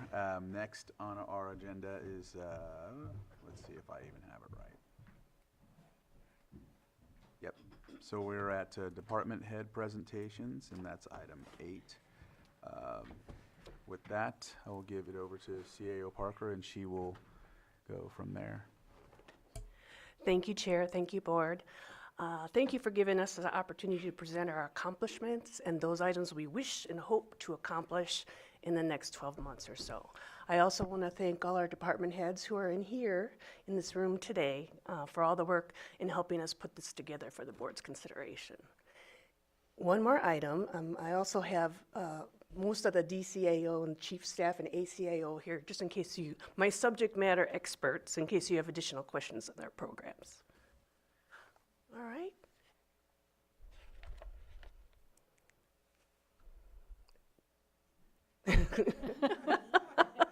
Press the button. I'm only going to highlight some of the items. I'm not going to read this all to you. I want to highlight that we did update the county purchasing ordinance substantially in coordination with other departments. We recently celebrated the Pallison Place ribbon cutting, formerly known as Collier Avenue, 2 weeks ago, with Congressman Thompson present. And that's been a project that began in 2002. So that's great work. We have applied for and received almost $10 million in climate resiliency focused grant awards. We assisted Sutter and Adventist hospitals to implement the first hospital improvement district in California. We have completed the broadband, action and implementation plan, which will be presented February 4th. And we have established the Lake County Regional Housing Trust Fund. And we've also created a new department head training manual, and we'll keep expanding that. And it's not a static document. As we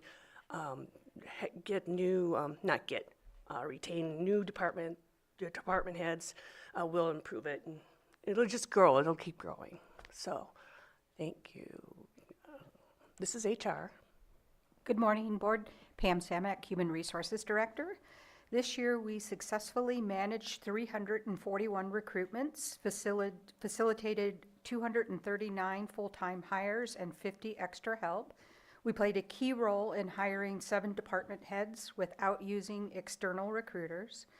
We've initiated in-person computer testing for probation, which significantly improved the amount of testing and hiring timelines for them. We've provided employee relations and support. We conducted many accommodation meetings and provided management with guidance on complex investigations, performance issues, and other employment issues. In compensation, we completed over 200 benchmark studies. We developed and enhanced the resource pages on the Human Resource webpage. We created comprehensive benefit guides, moving guides. We designed and implemented new open enrollment materials, including guides and video presentations. We authored part of the department head training manual, reorganized and our share drive for greater efficiency, and we are now 100% have our employee files in Laserfish.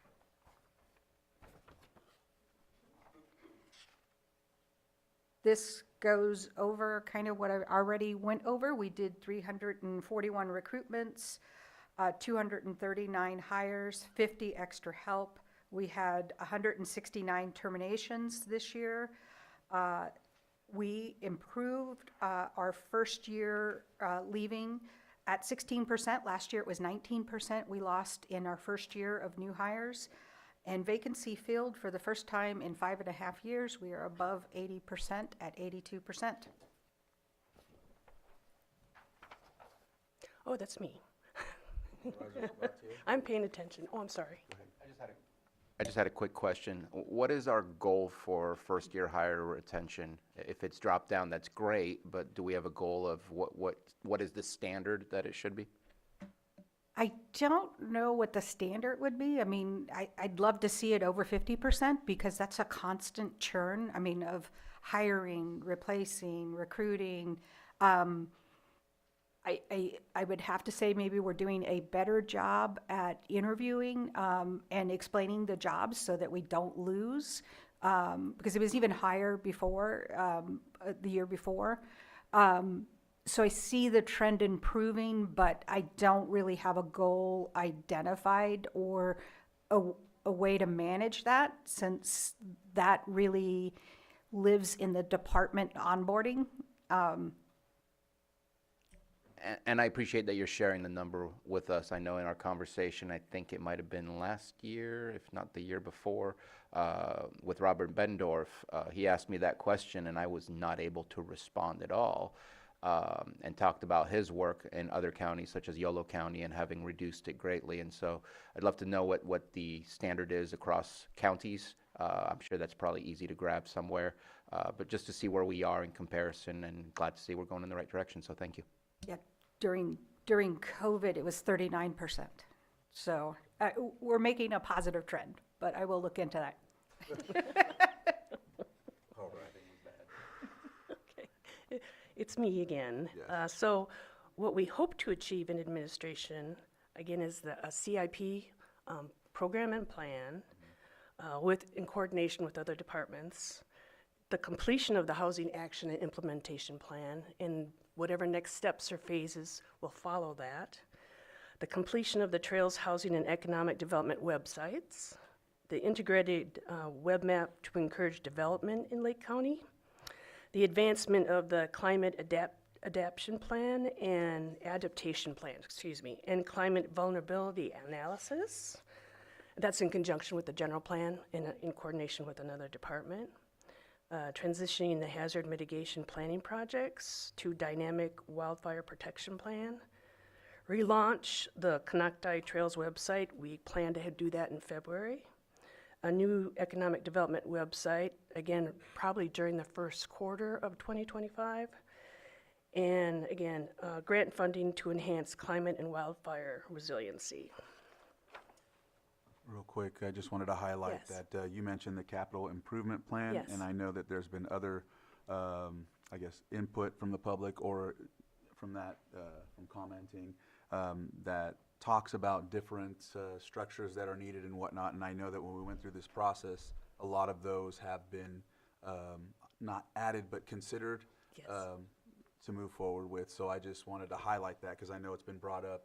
I didn't want to elongate that discussion at the time, but I just wanted to highlight it because you mentioned it. So Yeah, I think the great thing about the CIP is that it's an ever-evolving document, and as our needs, wants, desires, or in the event of some extraordinary event, what we need changes, it's an easy update on behalf of the board and the community. Okay. all right, I don't know where we're at, but if you're, I'll give it back to you. Pam's next. So Human Resources is committed to being a partner in overall organizational success. We want to continue to maintain a collaborative and integrated process for HR service delivery. Our priority is on recruitment and hiring to reduce our vacancy rate. This year, we've got some major projects. We are implementing a NeoGov recruiting module currently as we speak, which should also help with our hiring and more targeted recruiting. We are currently implementing a benefit administration module. Towards the end of the year and into the following year, we'll be implementing a new HRIS system. We would like to work on, time permitted this year, computerizing and automating the orientation process so that it's not quite so paper, that it can integrate with our new system and the information flows in without having to be manually entered multiple times. We will be working on union negotiations coming very soon. We will continue to update our policies and procedures and ongoing training.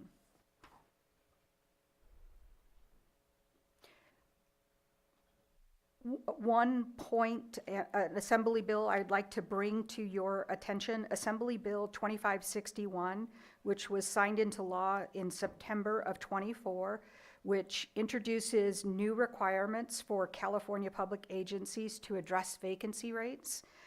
This law requires that the public agency present our vacancy rate at least once a year, once per fiscal year. We're required to identify any changes in policies, procedures, recruitment activities that may lead to better hiring.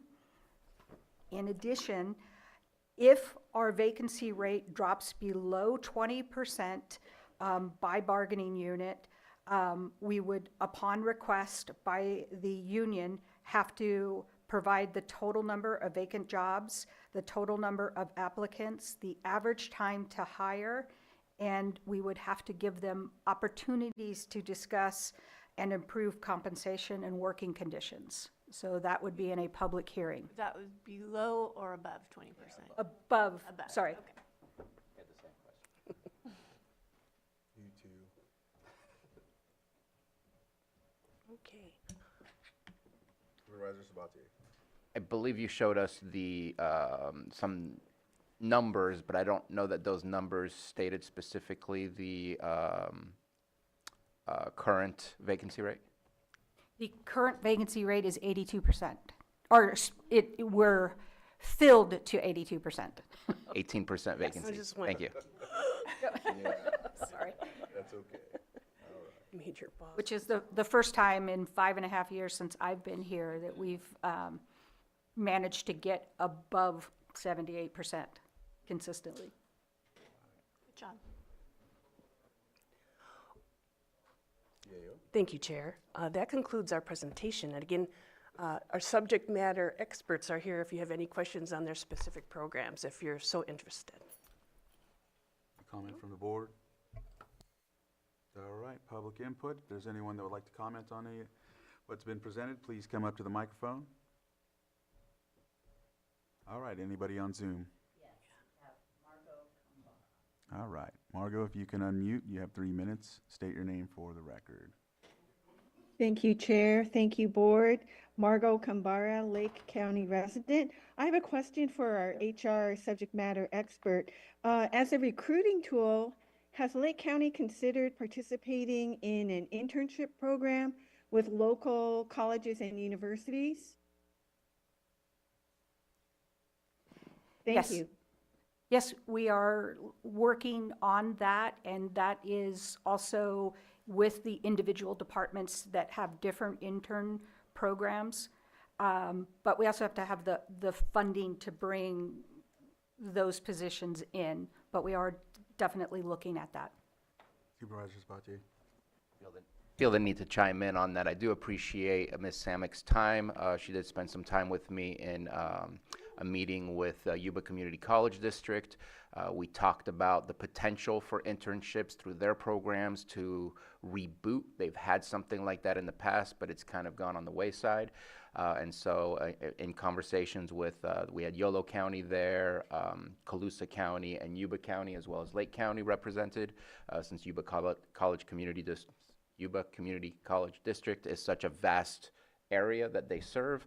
Those were the conversations of how do we get those students into the workforce faster while continuing their education in order to meet our prerequisites to get those positions. So there's potential of what comes out of it. Nothing's set in stone, but I do appreciate the time that was spent.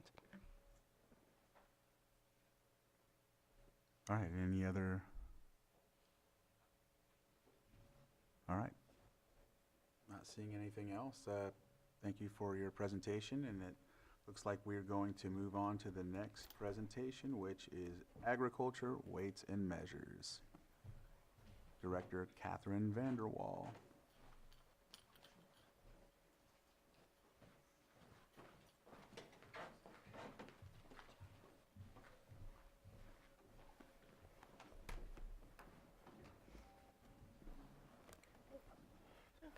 Good Good morning, Board.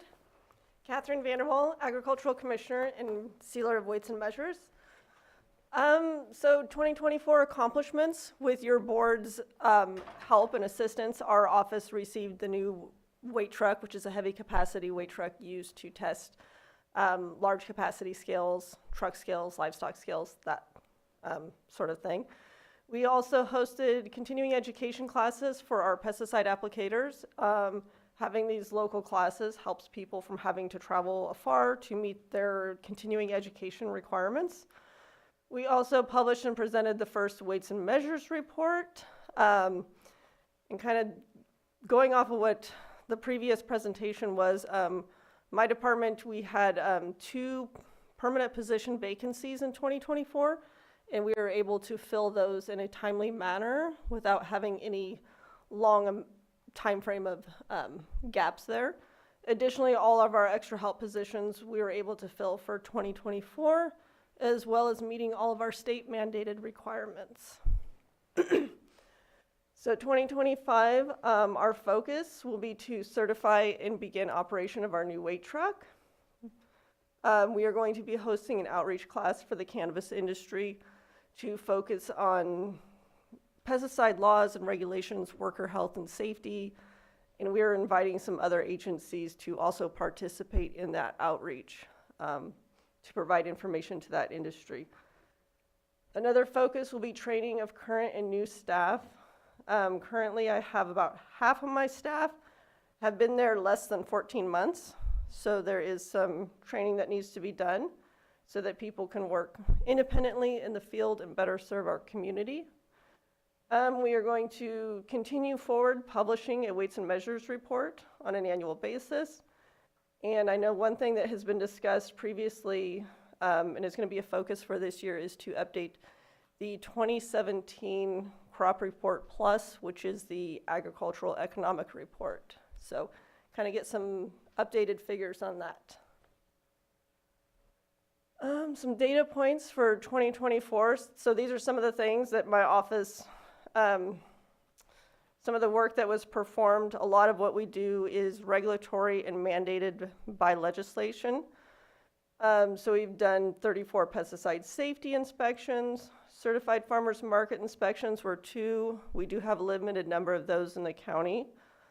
Terminal parcel package inspections. So these are packages with agricultural products going through UPS and other shipping facilities. So that's the number of packages that were inspected. Commercial weighing and measuring devices inspected and tested was 980. And our pest detection traps deployed and maintained for this season was 620. And that's our extra help position. That's primarily their role. So similar data points that we're going to be looking at for 2025. Pesticide safety inspections, the goal is to actually increase those numbers to have more of a presence in the field, ensuring people are applying pesticides in a safe way and that worker health and protection standards are being followed. Phytosanitary certificates, certified farmers market certificates, and certified producer certificates, those are all going to be dependent on the number of people who participate in that program. I just do want to say that the phytosanitary certificates, those are federal documents that are issued for the exportation of commodities outside of the United States. So that does play a critical role in helping our local producers facilitate trade. And again, the parcel packages, any incoming nursery and plant shipments, our weights and measures devices, and our pest detection traps. So with that, does your board have any questions? Did you bring the truck? Staff is actually going to be working on calibrating the fuel tank tomorrow. Little things. Yes. Just a quick question.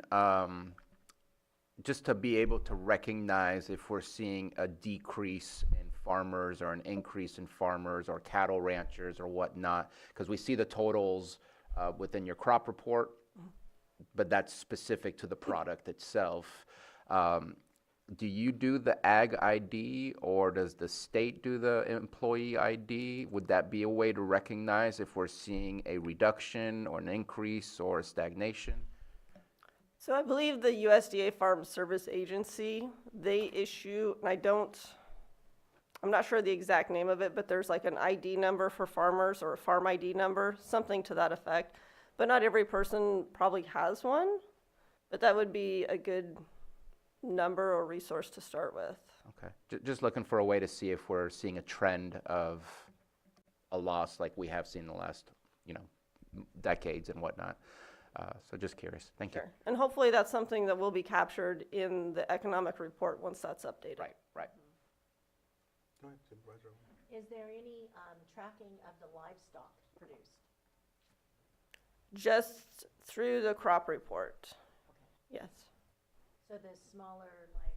Microphone? Oops, I'm sorry. So the smaller, like, kind of mom and pop operations may not be in that, correct? That is correct. Yeah. That's primarily, I think, what we have. Right. So and gathering information for the crop report is a lot of outreach effort. There are some people who don't want to give their information and we can't force them to. So it's just a lot of, outreach and finding out who's out there and who's producing those types of commodities. Thank you. Mm-hmm. Supervisor Sabatier? Just a brief question, a little bit outside of the realm of the presentation itself, but I know that in Yolo County there was a finding for bird flu. I know that we kind of took a look at that when that first starting rearing its ugly head. The proximity of it, has that changed our approach to it at this moment in time? No. Okay, and I know we're very limited in the amount of poultry that we have here, but just wanted to ask. Right. I mean, it definitely would impact poultry. I know the state has put a ban on poultry shows, so that could impact, our youth programs, 4-H FFA. To my knowledge, there has not been any detected cases in Lake County, so it's just a matter of my office does have a hotline number. If somebody finds a bird or needs that information to have something tested, they can call our office and we can provide them that information. Okay, thank you. Yeah. All right, so I'll go ahead and open it up to the public. Is there anyone from the public that would like to make a comment about this presentation? Anyone on Zoom? All right, Betsy. Thank you, Mr. Chair. Betsy Kahn for the Essential Public Information Center. Ms. Vanderwall, I have two questions for you. You mentioned numbers of inspections that were made. Of those, can you tell us how many corrective actions were required? I mean, what was the impact of those inspections? And then also, I don't know if I missed it, but I think you have invested a considerable amount of effort in supporting the Cannabis Ordinance Task Force and the reconciliation of traditional agriculture with cannabis cultivation is a major issue for the whole county. And I wonder if you could comment on anything about that part of your work. Thank you. Sure. So the first question, we do have that information in my office. I don't have that readily available at my fingertips at this moment. But if you wanted to contact my office, that is something we could discuss further. As far as I'm not sure exactly what the question was as far as the cannabis cultivation. But true, yes. So I do sit on the Cannabis Task Force. We are working towards that. As far as cannabis in my department, so one of the things, so we do weights and measures, so cannabis operators are required to have their scales certified and tested, so we oversee that. Any use of pesticides on cannabis operations, my staff treats that the same as traditional ag as far as pesticide inspections, making sure that those operators are complying with the worker health and safety regulations. All right. Thank you for answering that. Okay. Donna, if you'd like to unmute. Thank you, Donna Makowitz in Clear Lake Oaks. Does the county have an incinerator for hazardous cannabis waste? And if not, do you plan to acquire one? And if not, how is the hazardous waste measured as unrecognizable? Thank you. All right, thank you for that question. Would you like to elaborate on that? I don't have an answer for that. That's not within Okay. my purview. All right, we will take a note of that and find another way to answer that for you, Donna. Thank you for the question. Is there anyone else on Zoom? All right, with that, thank you. Catherine, for your report, or your update, sorry. Yeah. Thank you. Yes, next we will be addressing Air Quality Management District, Director Doug Gearhart.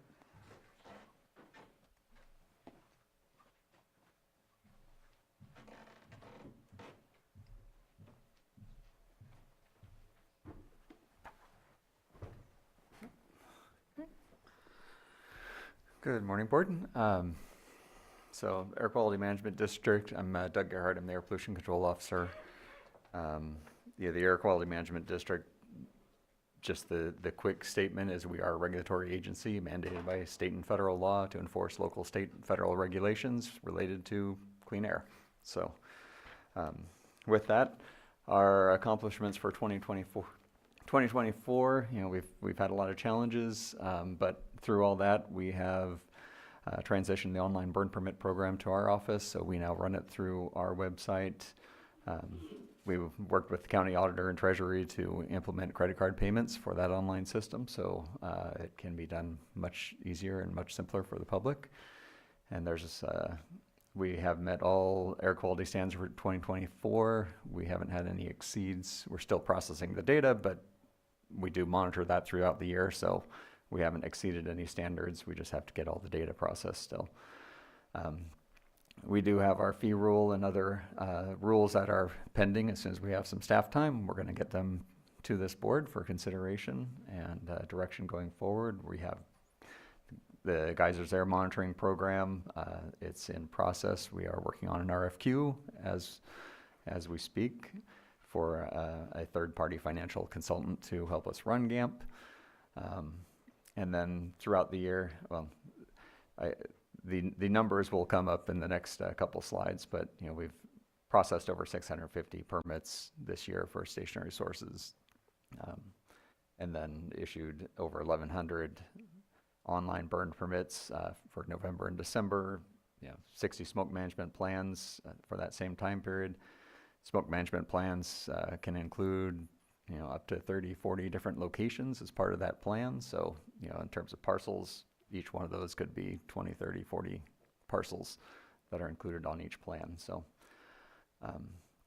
and then we have hired an administrative assistant in 2024 to help us with all the online burn permits and help us manage the phone calls and responding to public inquiries. So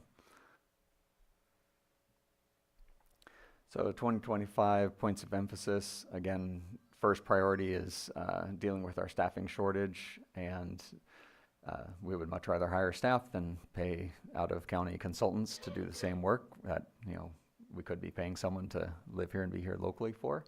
But we're making good progress on that with the help of HR. So we have to complete our rule adoption process with this board. We have a hotspots report that we have to do this year, and that's an extensive report. And we think we are, if we can get a couple people that we are looking at for interviews, we will have some staff that will be able to do that report, and they'll learn in the process as well. So along with that, we do have air monitoring equipment upgrades and collection system upgrades. We're going to do a number of overhauls to the online burn permit system just to make the process and experience for the public much simpler and easier. There's a lot of confusion still on that, but we're going to work on that this year as well. So our points of, you know, and metrics, right now we have 2.8 full-time staff. We should be at 7. We have 647 source permits, and you know, breakdown authority to construct is 315, permits to operate 332.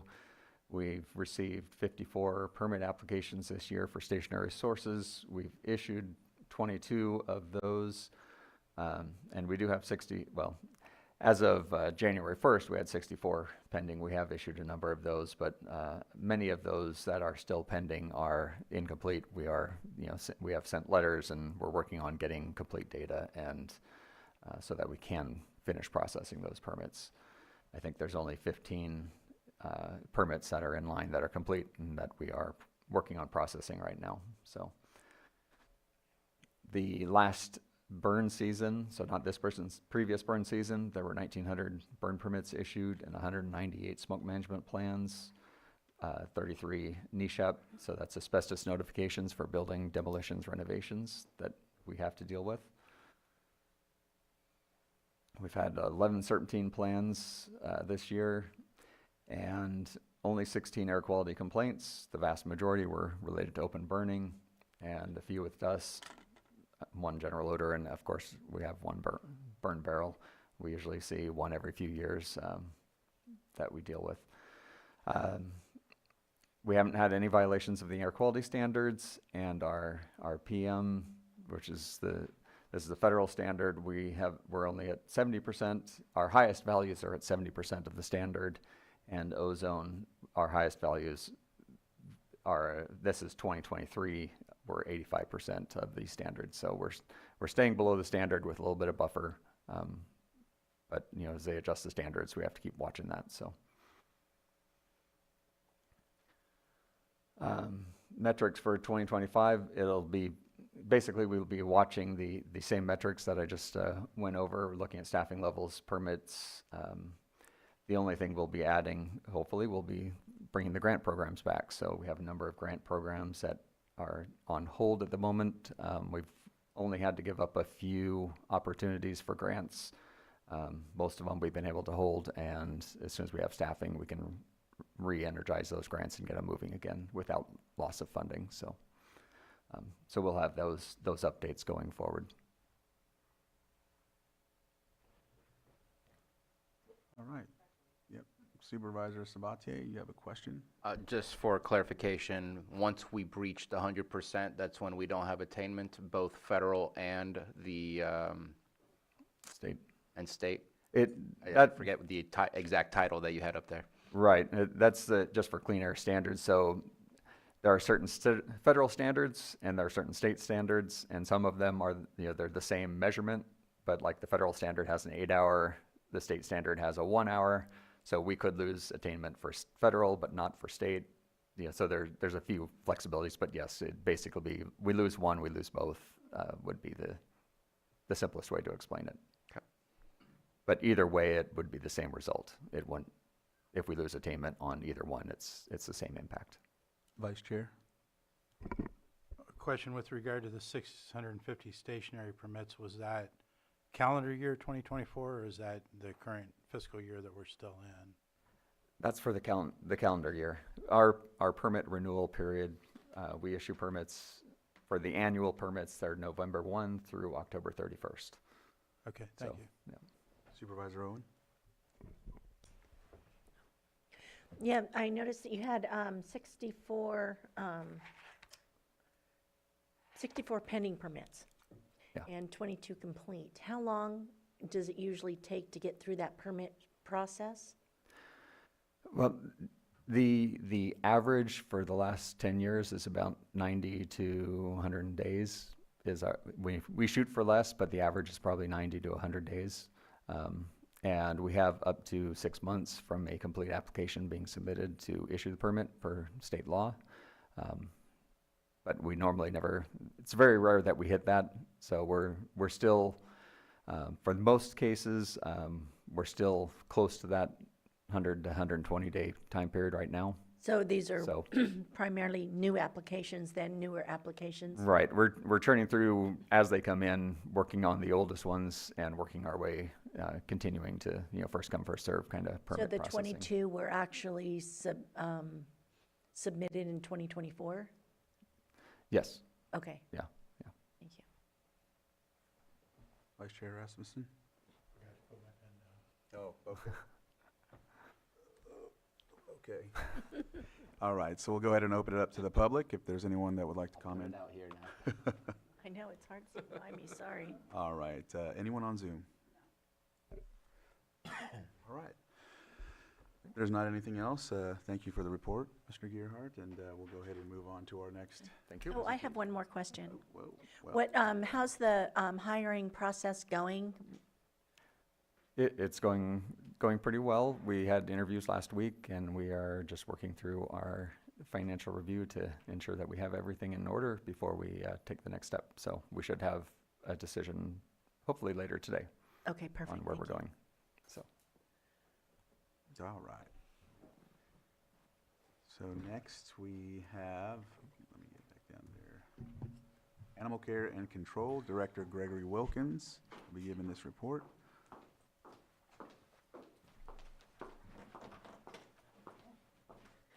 Good morning. This presentation, not report. I keep saying that because this is for accomplishments and goals. So.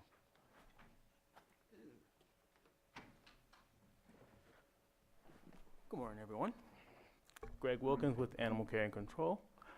I think before we start going into the list of accomplishments, obviously, thank you guys for letting me come and do a presentation. But for the former and current supervisors and admin staff, thank you, because we did go through a transition with our department of leadership, and so we leaned on you guys heavily, and we'll continue to do so. But I want to start off by saying thank you, because we wouldn't be able to have any accomplishments without having you guys to kind of lean on during that time. So that's my brown nosy moment. But also, all right. So kind of some of the major things we kind of did through the course of the year being the vaccine and microchip clinics. We'll talk about that a little bit more in the metrics, but that was something that we really wanted to focus on in 2024 and was able to do so. Let's see.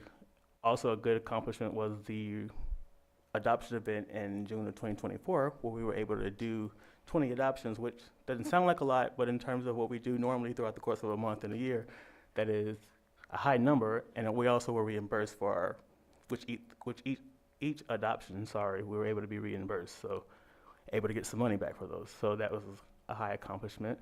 And just like with everyone else, we have some staffing challenges. We have 4 total officers to secure the whole county, and we are at a point where we have 3 or 4 hires going on. The 3 of the 4 have all been here within the last 6 months or so. So they require a lot of support and policy development so that we can put them in the best position going forward to present themselves within our county. We also have our staff analyst, who's been a godsend to me personally, as we try to get some things in-house in order so that we can better perform. We were able to send a offer letter to our registered vet tech, not the vet that everyone wants, but it's a step in the right direction. Let's see, and the biggest thing was the UC Davis grant and how that works to the community's overall benefit is that we're able to assist with getting animals spay neutered. No, we don't have the vet to necessarily do so, but it allows us to kind of collaborate with some of our neighboring partners like SPCA, like Clear Lake Animal Association, Dogwood Animal Clinic, to kind of get some, where they may have a vet to be able to do the work, we can provide some of the funding. And the framework within our MOUs assures that we are able to account for animals within Lake County. So, I would say we have a portion of that grant funding coming out this weekend, where SPCA and Clear Lake Animal Association will be doing over 100 spay neuters. And depending on how well that goes, which I have no doubt it'll go well, there's a likelihood that we'll be doing more. There's also, you'll be able to see probably in the coming weeks, month or so, you'll see some things that are directly related to community cats. So again, we might not have the veterinarian to do the work, but this grant allows us to at least tackle a hurdle for some people in our community, which is the funding. If we go to the next slide. Kind of going back on the fact that the majority of our staff is very, very new. And so while these things aren't bright and shiny, updating policies and procedures and staff training is huge. so that we can kind of build that culture of support for our team.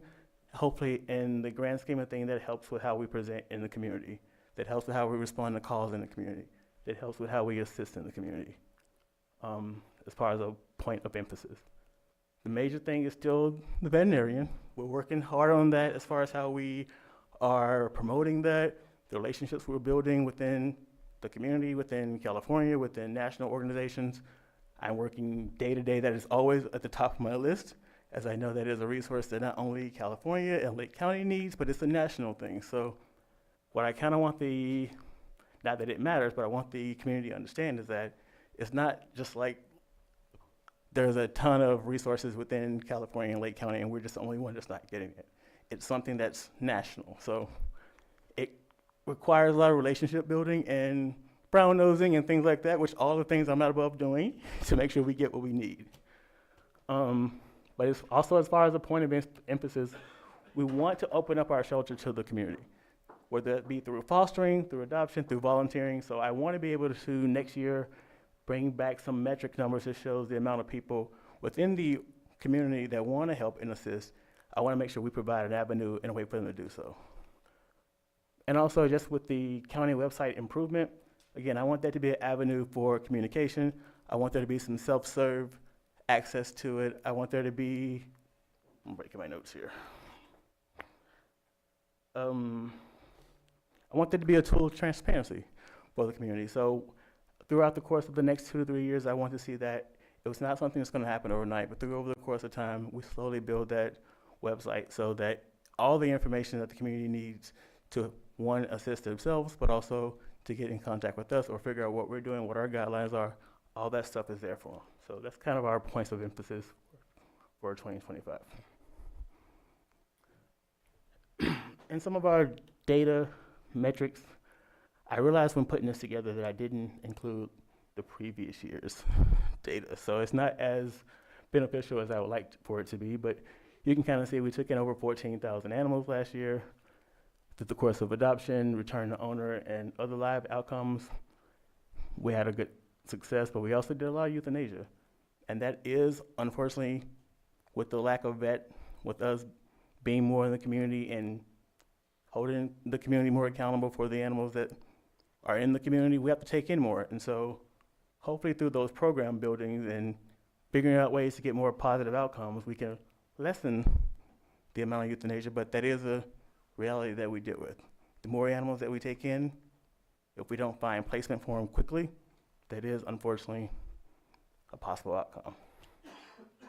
Our length of stay numbers are pretty good for the overall recommended for cats. Our numbers for dogs are still a little high. I think we can come down on that maybe 2 or 3 days, but that's just kind of based on, again, getting access to care and being able to open up avenues for adoption, foster, and things like that. Let's see. Those vaccine clinics, we did over 12. I didn't give an exact number because we're starting to figure out a way to let our software work for us. So there's a lot of things that were being written on paper and things like that. So that's the amount that I can actually see and account for that we actually did. We possibly did more vaccine clinics, but I know for sure we did 12. And community adoption events, again, that's the number I could account for, 6. But that's something we also want to put a part of our matrix, is being more in the community, doing more than 6 adoption events when possible, but just being in the community overall with our animal control officers and things like that, just having more of a community presence. Sorry about that. I want to be able to report out next year the total number from that grant. How many animals and families were impacted, exactly what zip codes and what areas and what districts they were impacted from. That's all part of the requirement when we get into these relationships of working with these organizations and we give out that grant funding. All that information is required to be reported back to us, and so that in 2026, when I'm sitting here again, I can give you those exact numbers. I want to still improve on our length of stay. Again, that's just through the overall building the foundation and framework so that we can get animals in and out quicker. And again, things we talked about with the active volunteers and fostering. We don't currently count our case numbers properly, but as we, again, build our programs and figure out how our software works for us, that's something that I think that is important for the community to know, just about how many calls we get per day, per year, per the amount of officers we have, which kind of can explain the response time and things like that. I think that's it. And I'm sorry for the heavy breathing. Supervisor Owen, you had your pen up first. Yes. Okay, on your vaccination and licensing clinics, Yes. do you do those like out in the community? You travel and put some of those on? I think in the past year we did the majority of them at the actual shelter, but I think we did do 1 or 2 in the community. Okay, so that's something that could really benefit, is getting more locations to hold those at. Okay, and then you're involved, some of this funding you received was to help with the SPCA, which is kind of a high volume spay and neuter clinic, is that correct? Yes. Okay. So they're one of many partnerships. They actually have the veterinarian, so and they requested the funding, and so that's one of many avenues in which we can use. But yes, they're one. And is there a way that you guys could, the animal control could actually put something like that on as well? Like, so that there's multiple, because obviously the more animals in the county that are not spayed, the more we're producing. Right. And so it's really expensive. That's what I've heard time and time again. So there's a lot of stray cats and dogs that are out there. By getting more, is there another way that we can get more ambitious about offering spay and neuter, whether we need to get some more grants or funding, or what do we need to do to be able to hit the public and help where these are major issues? So a part of what that grant funding does, it is for people in our community. They sign up and they go there. We are looking into ways to do like individual vouchers, and also a huge shout out to the local veterinary clinics. They've been tremendous at working with us, but a major issue is getting the appointment. So while we're going to build the program to be able to give out individual vouchers as needed, the issue that we will run into and have run into is getting an appointment for it. So I'm open and have been open, and in my communication with all people in the community, I'm open to using our clinic that we have as a resource. But again, the major thing is finding the doctor to come and do it there. I had actually spoke with, I can't remember the name of the agency that is putting on the SPCA, there. Bringing in students from UC Davis or something along those lines might be beneficial to be able to get some of that here on like once a month or something, where you can get not necessarily free, but at least low cost where people can afford it. And that's what we're actively working with. I think her name is Jennifer Bennett. She is the director of shelter med programs, and we're working with her actively to figure out a way to make that happen. Perfect. Thank you. Supervisor Sabatier. Director Wilkins, you and I spoke not too long ago. Thank you for coming in, taking a look at the department, and really doing a deep dive of what are some foundational changes that need to happen. I appreciated our conversation. You gave me hope for where we're going with the department, and want to fully support you in what you're doing. I know it's tough to talk about euthanasia. Everybody would love to see those numbers go down, but at the same time, we got to take care of our communities now, rather than say, sorry, but we have 600 animals that we need to find places for before we start doing more work in the community. It's a tough balancing act, and fully support the direction you want to go. I know you're looking at the software, you're looking at your tools, and so just wanted to reiterate what I already told you in person. Really appreciated our conversation, appreciate your vision of where you want to take the department, appreciate that you're working with some of our local groups, such as the Pet Fix program that's happening. And so please continue to let us know how we can support your program and your department, but really appreciate it. Thank you. Any other questions? All right, so we will open it up to the public. Is there anyone in the chambers that would like to make a comment about this presentation? Zoom? Okay, I see someone coming up, and then we'll go with Margot.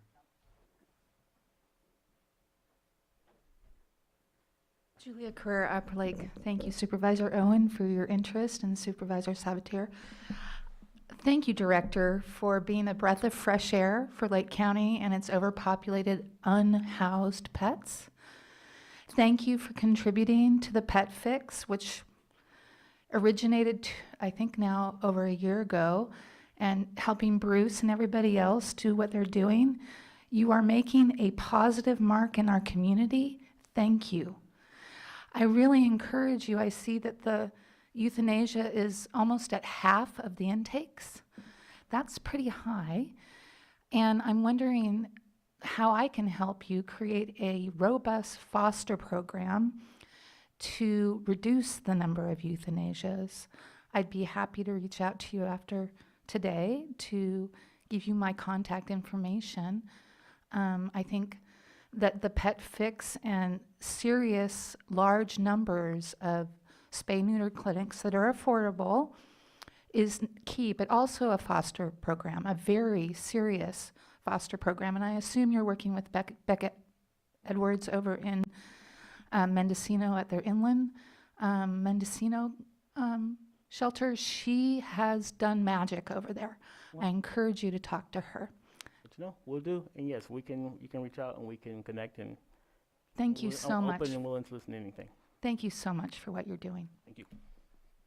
All right, Margot, if you can unmute.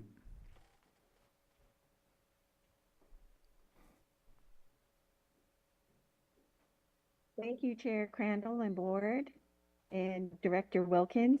This is Margot Kambara. I have a couple questions. Director Wilkins, could you please comment on what Lake County is doing or has done in terms of the feline contraception vaccination? And this is less invasive and is a lower cost alternative to spay and neutering. Research has been published, and I have an article I can forward to you if you haven't seen this research. Thank you. Thank you for your comment. Director Wilkins, do you want to comment on any of that? Or? At this time, we have not done much. I am lightly aware of the, and what you're talking about. I have not done a deep dive into it, but again, as I said, I'm open to reading and learning more about anything, so you're more welcome to send that to our department. All right. Are there any other comments on Zoom? All right, Donna? Hello, Donna Mackwitz in Clear Lake Oaks. How much was the UC Davis grant? And my second question is, how many cat colony permits have been given? And I guess I have a third question. When you do suspect a house with multiple cats, how is that reported? Thank you very much. I'll Thank you take for the your question. Go ahead. question first. So most of that's reported through the community, and that's done either online or through a phone call to us, and then we go through the proper channels of investigating and taking the next steps. What was the first question? Oh wait, CAO. Well, she knows the answer, so that's even better. 120. The UC Davis grant, $120,000. Yes. All right. And we've been able to kind of work that to, it was originally made for $90,000 to be direct to spay neuter, and then the rest for like tools and fees like that. But I've been given the permission to also use that in the direction of spay neuters if needed as well. So. And Chair, I believe third question was the number of cat colony permits. I don't have that information with me at this time, but if you reach out to me directly, we can do what we can and get that information to you. All right. Go ahead, Supervisor Price. I want to thank you for hitting the ground running.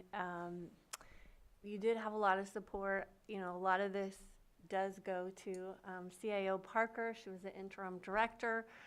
The board set really clear direction on how we wanted this department run, and so both of you picked up those priorities and really took them to heart in our community. So thank you both for really implementing, seeing the needs and implementing what this board has been really wanting to achieve for quite some time. So thank you.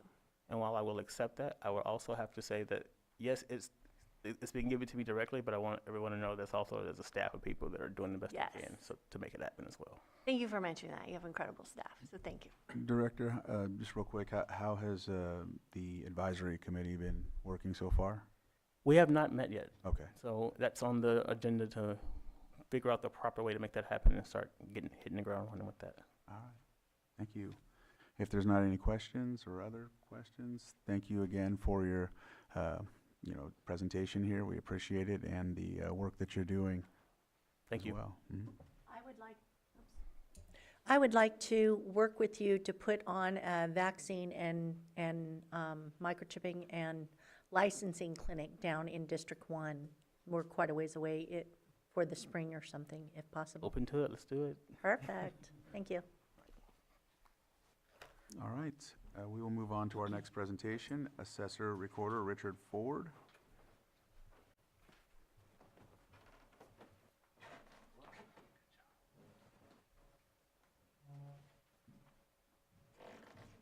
Preference, do I sit on this side or that side? Whatever you want. Okay. Wherever you're going to be comfortable. That works for me. So good morning. Similar to last year, I didn't bring a lot of metrics just because I would give you sheets and sheets and sheets of numbers, and I'm not sure which ones you guys would want to focus on. So I'll be open to any questions, or I can provide them at a later date. So let's just go into 2024. We spent most of the year doing the Tyler recording system implementation. That was a really big deal. We were kind of forced into that. We had a company called HowFile. HowFile has left the state of California. They are no longer doing business in the state of California. They gave the 8 remaining counties notification a little bit ago that they're going to leave. And so we went out for bid, and Tyler won, and it took about a year to go through that. That's a pretty big deal. That's half our business, and that's a pretty big system to go through. We went through it, implemented that in August. That was a lot of data cleanup, which is usually what a system like that takes. That's a database, basically, type of system. We went through that, have not had too many hiccups, knock on wood. We're only 6 months in, but so far pretty smooth. Usually that's a lot of staff involvement as far as cleaning up, and anytime you find anything through implementation, that's why it usually takes a system that big is usually going to be about at least a year going through data and going through different stages with your project manager, who's an outside party usually. So we did that. That's a great win. That's a huge win in preparation for some of our stuff in 2025. Further development of staff, as you guys have heard in the past, when I first took office, we had one advanced appraiser. That appraiser was a part-time retired person who was an advanced appraiser. Now at this point, including that person, we have 6 advanced appraisers. And we have 2 more staff that is about halfway through that process to become an advanced appraiser. So we are still continuing to develop staff, prepare them not just for now, but for the future, because that's what assessor's offices are based off of, is certification from the state. And it is all state driven on the certification. So then that goes to the next one, which is key to the Tyler recording system. We've been wanting to do e-recording for many years. I want to say 5 or 6 years. And because of the HowFile notification, that delayed us. We actually were asking about it for about a year for the module. We need a module with the system, asking for about a year. And then when they finally wanted to announce that they were leaving the state is when they finally notified us that they weren't going to give us the module and they were going to leave the state. So when we got the Tyler recording system, we also bought the e-recording module. We already have it. It was part of the package. We made sure it was in there. So now we're in the prep and the steps that it needs to take to get to e-recording. So do you want to jump to 2025, please?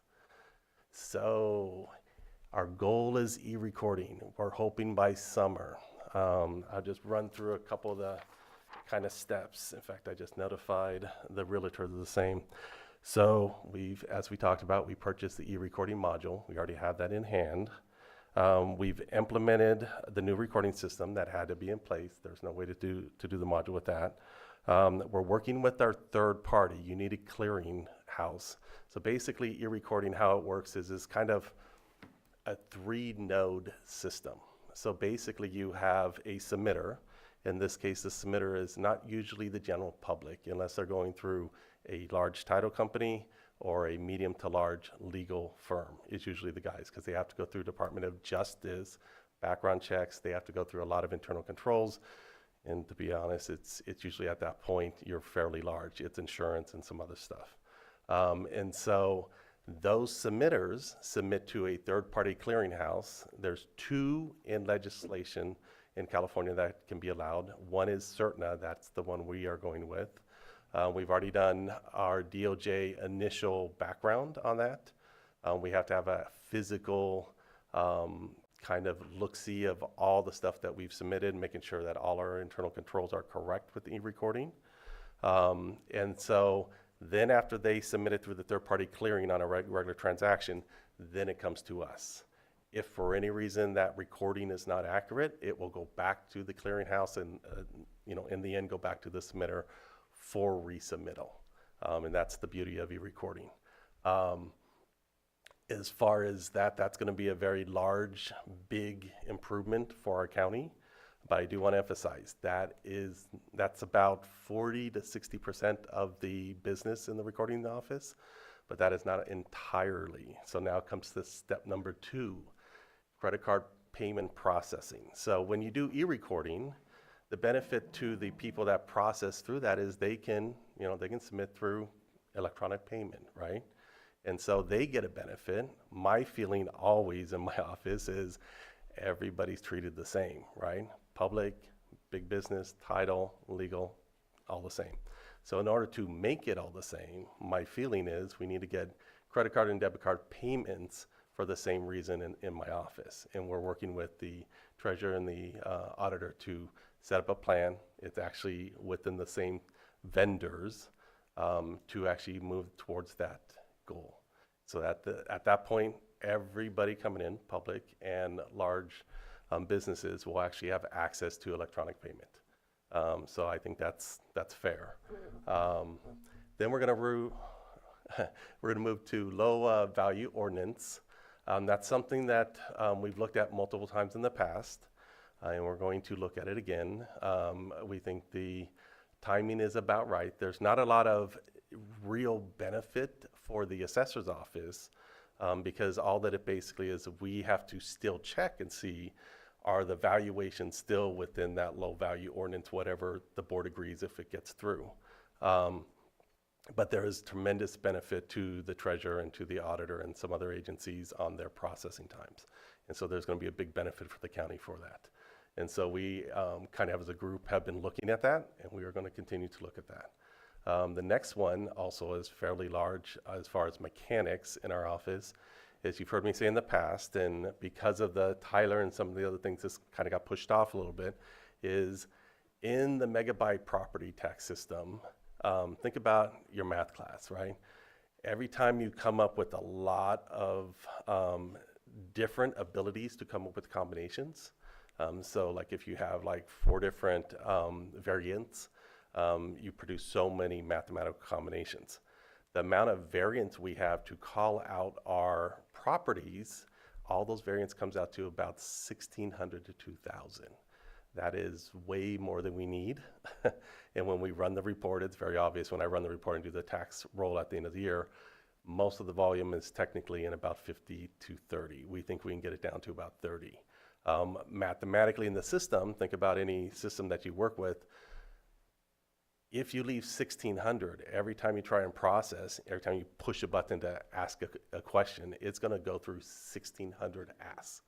So if we can reduce it down to 30, by default, it should speed up the system and the efficiency of the system.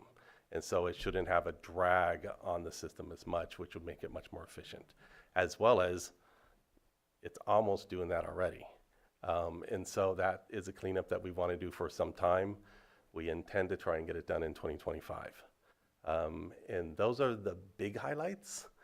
We can go through a lot more, but that's pretty much it. If you guys have any questions. Supervisors Batier. I do have a question about metrics. In the past, I know that you had to catch up on some of your predecessors' work, and then there was also new stuff piling up. You had Prop 8s, you had new construction. Where are we at with those piles? And the fact that I believe if we don't meet the guidelines set by the state, that we're not allowed to increase property taxes based on any changes that may have occurred. So just kind of want to check in where we are with that. So let me address the last part of your statement. So each function in my office might have a different called out time frame, right? So some of them might be 4 years, some of them might be 2 years. Like in appeals, it's 2 years, or it might be 4 years in certain cases. But let me talk out the two buckets that we've talked about mostly, because a lot of the other buckets have relatively been caught up. The two buckets were the Prop 8, and that was behind when I first took office was 10,800. I think at this point it's right around 2,000, which is getting very, very close to permanent Prop 8. So generally, we're pretty caught up on that. Every year, we're going to be getting requests of new Prop 8s, and we're going to have to look at them every year. But generally, that's caught up. And we analyze it every year when we get to road closure. The other one, which is the bigger bucket, but let me talk about the makeup of this bucket. And so that would be permits and new construction. So we've done a lot in the last couple of years to try and partner more fully with the agencies that have to give us the permits.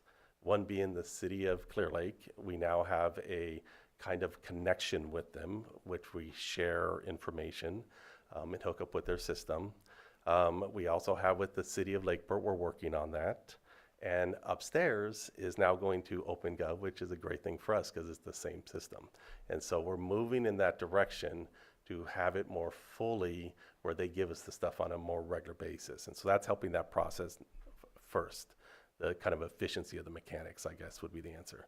But the bucket itself is based off of a lot of new construction. And the new construction comes into, let's say, a big chunk that might be cabanas in concrete work or patio work, right? Something you had to pull a permit. It was big enough for a permit, so you had to pull a permit. We got notified because you pulled the permit, and therefore it's in there. We have a lot of that, but it's pretty low value. So I'm going to say we have like maybe 2,500 of that. Then we have solar. We just processed a bunch of solar, to be honest, this last week, about 500 solar. Solar on new construction is required. We do not put any value of solar on new construction. We have to make a note, and we have to put some metrics in the system for new construction on the initial install. When it's resold is when the value of that solar usually is recognized. And so, but for us, for the permit side, we are getting very caught up on the solar.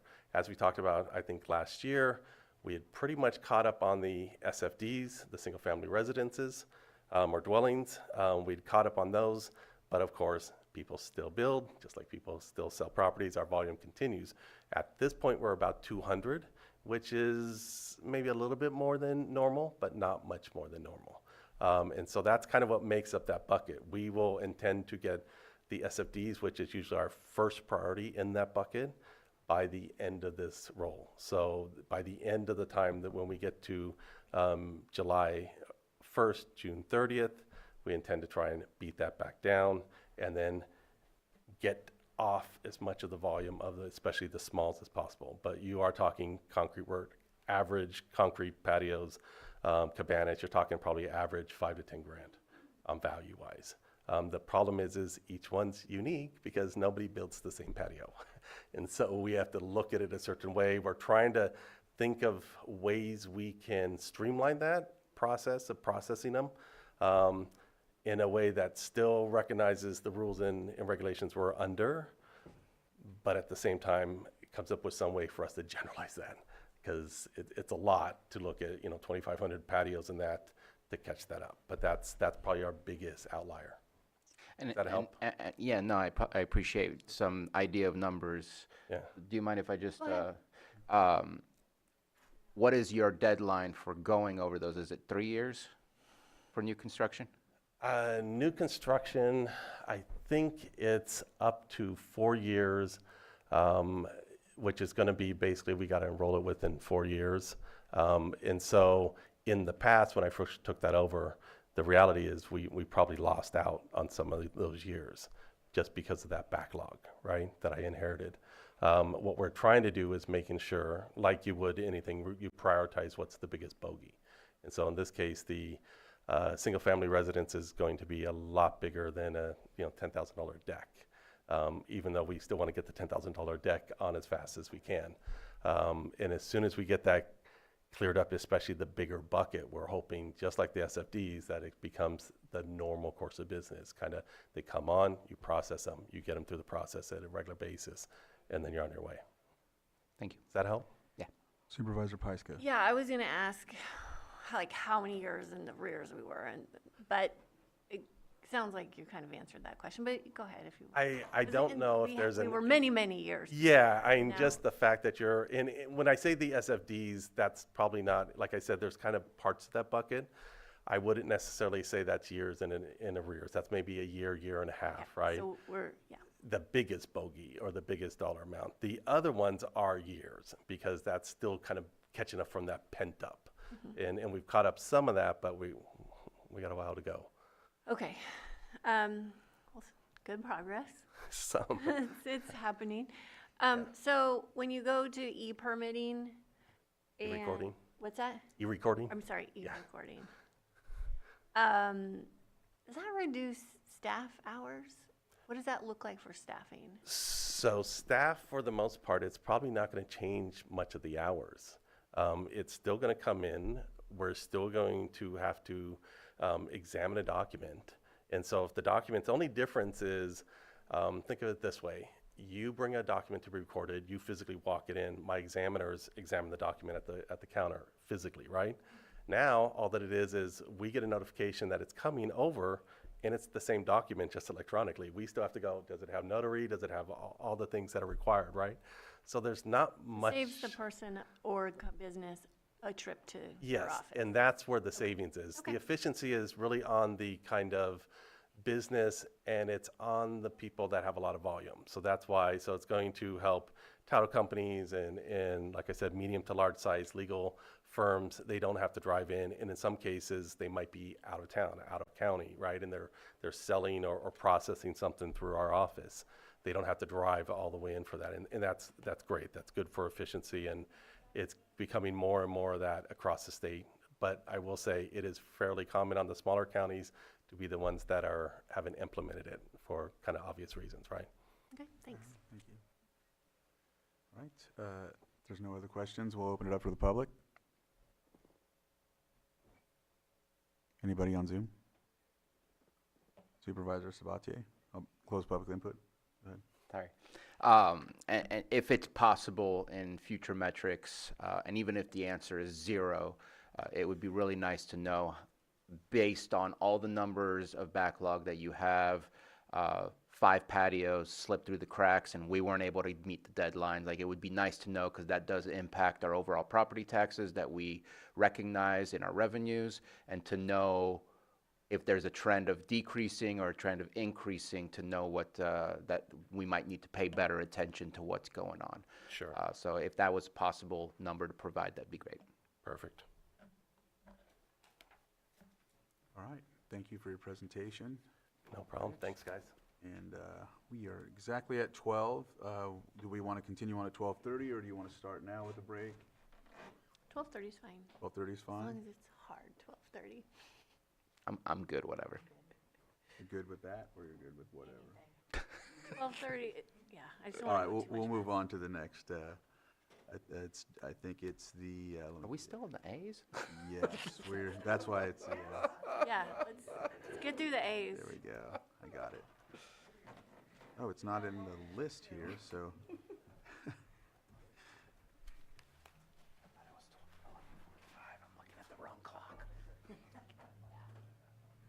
All right, Genevieve, thank you.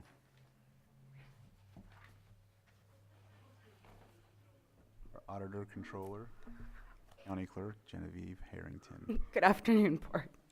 Yeah, Genevieve Harrington, Auditor Controller, Clerk. Okay, I'll jump right in. 2024 accomplishments. So completed the needs assessment for the countywide Enterprise Resource Planning System. I'm trying to get that to roll off my tongue. The ERP, just going back, we worked with Avero Consulting to go through each of our county departments and basically do a fiscal interview, go through their processes, look at any opportunities that could be there to integrate any systems they have into the major finance system that we're planning for the county. So it's been so long, we wanted to start from the ground up. We wanted to really look at every single county department to make sure that the whole county really benefited from this project. So it sounds like just one little task, but that was huge. And so we did complete it. We did put an RFP out, and more updates will be on that. Collaborated with administration to update the CalCard policy and process. Purchasing as well, so you're welcome. Whether you love it or hate it, it is there for our protection. And I just wanted to point out, we put a lot of work into trying to build the protections in without creating additional processes. So with larger departments, if you had a form that was very similar to, or already had the information we needed, we were able to work with them to make sure that they didn't need an additional form, that we could use a form that's already there. So building in the protections without creating extra work was definitely a focus. So if there's any other opportunities that you're hearing out there to continue that work, let me know. But we are listening to the feedback. Let's see. And engaged in social media activities to promote expanded clerk services to the public. Yes, and in addition to being auditor, we are also the clerk. So we do the fictitious business names and marriages. So it's kind of this break in the day. It's accounting all day, and then all of a sudden, you're celebrating somebody getting married at the counter right over there. So it keeps us jumping. Yeah, it's exciting. Next slide, thanks. Okay, so 2025 points of emphasis. So the goal is to go live with the ERP as of October 1st, 2025. That date was selected because it is after the 9/30, so we'll have one full quarter of interest. We couldn't do it before that. So that's a very strategic date, 10/1. We should be going live with the finance piece, including that there will be a chart of account review and data validation. We're working, actually, I mentioned this on another slide as well, but I'll go ahead and just say it here. We're working with our external auditor, CLA, to go through our current chart of accounts, and we'll just keep what's working, and then anything we've outgrown, we'll work on changing that. But again, working very closely with the external auditors, there are some account opportunities in our chart of accounts that we'll address through this process as well. And then as we go, really the goal is always to increase efficiencies and expand accounting services. It's going to be a while before we get there because of all the changes and implementations that we're going to be going through. But once all of that's settled, it'll be exciting to see what other services we're going to be able to take on at that point. And in 2025, and really, since I've been doing this for Lake County, increasing professional development opportunities and staff growth and retention has been a big focus, knowing that we're going into this huge change for the county. Having staff is really number one. You can't do the work if you don't have the full team. So doing everything I possibly can to keep the staff that's there, provide the training, if there's an opening, to recruit as quickly as possible, and keep that going. And we've been relatively successful, and so I'm feeling very good about this big project we're about to go into. Scared as well, but really excited about it. So, and then of course, continuing the policy review and training outreach. Just so everyone knows, on deck is cash handling and capital assets. So that's exciting. All right, go to the next slide, thanks. Okay, so I went ahead and put some metrics. It felt like I was filling out the cost plan, but this is kind of information we provide throughout different processes in the year. But we went ahead and captured fiscal year 23-24 metrics. So you can see how many checks we've issued, and each check has been keyed in, reviewed. There's a whole process for each individual check that you're seeing here separately. The payroll checks, school check transactions, and then the journal transactions. So just to give you an idea of just how much work goes through the office and knowing the manual processes that we have currently when you look at those volumes. And we do make a mistake here and there, but when we really look at how few mistakes we make with this volume and all the manual processes, it's pretty incredible. So I'm proud of that. Supervisors. Yeah, I just have a question about this. I think I brought it up last year. With the new accounting system, we won't have to print out every pay stub, correct? Because I think you said last year that's $10,000 a month, something like that. Is it? It was significant. It is that paper is very expensive. It's expensive paper. Yes. It's And a lot of work, and I can't not use it with the system we have. I have no choice. right. And so we'll have the option to get those electronically. Absolutely, yes. When you want to go and get a copy of a prior pay stub, or I need my W-2, or it's all going to be available electronically. Yeah. Awesome. Thank you. Savings. Right. Go ahead. Go to the next. I'm out of order here. Oh, okay. And then we went ahead and just put up the FBN and marriage license trends over the last 10 years, just to kind of see. Sometimes it's fun. We noticed the FBNs are slowing down, and they're not coming back up after COVID. So I don't know. I'm not sure what's behind that. We know what caused the spike in 20 to 22 with some of the small business loans that were out there. But so I'm not sure what's going on with the reduction in the last 2 years. But marriages, they're definitely continuing, and well, they're continuing strong. And our some of the, let's see what I want to say, the online features that we offer. So when you want to go get a marriage license, you can fill your application out ahead of time, which saves a lot of time at the counter. And it's easier for the people when they're coming in. And there's a lot of information to gather that you're being asked at the counter. So it's nice when you can answer those questions in the comfort of your own home. And so it's all going really smoothly. So it's been in effect for about a year or so. And we're just watching the impact of these different services and what it's doing to our numbers. I think that's the end of my slides. Any questions? Supervisor Sabatier? So, thank you for the presentation. I'm actually kind of, now that you showed the FBNs, I'd be interested to know maybe by zip code or like a little bit further breakdown just to understand what's happening maybe in individual districts. But also, and this is not an issue that is continuing, but it's an issue that did unfortunately take a lot of time for us to get to where we are. We've made a lot of changes, and that was the amount of time it took for apportionment to get finalized. I know it goes through a couple different departments and eventually comes to you, and then you do the apportionment for the schools, the fire districts, and so on. And just making sure that we keep our eye on the amount of time before the apportionment has been deposited into their accounts. So like schools would be contacting me saying, it's been 3 months, where's my payment for last, which was a measly amount at the time, but it was still their payment that we had not finalized and given to them. And again, granted, there's a lot of processes in there, multiple departments, but to keep our eye on that to make sure it doesn't slip and go back to being a large amount of time, I think would be a good thing to keep our eye on. I will just say that the new system is going to fix that. I expect that. At this point, we go in every day like, okay, do we have the interest? Can we do the interest? And together we're always like, where are we at with it today? And it is always a system issue that's causing that. But so I apologize. We definitely try to keep it. We jump on it. If interest is ready, we don't even wait 4 hours. I mean, we're on it so fast. I have not heard a complaint in probably 2 years, but it was pretty bad when we first started.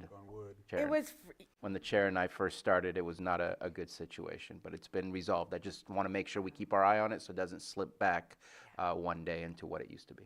If you hear any complaints, I want to know. But no, it's been going really smoothly the last couple years. All right, we will open it up for the public. Is there any questions from the public or comments? All right, anyone on Zoom? All right. Bring it back to the board, and thank you, Genevieve, for your presentation. My pleasure. Non-timed, no.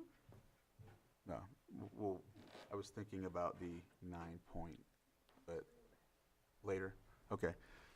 Just making sure, okay. So we will move on to our next presentation by Director Elise Jones, Behavioral Health.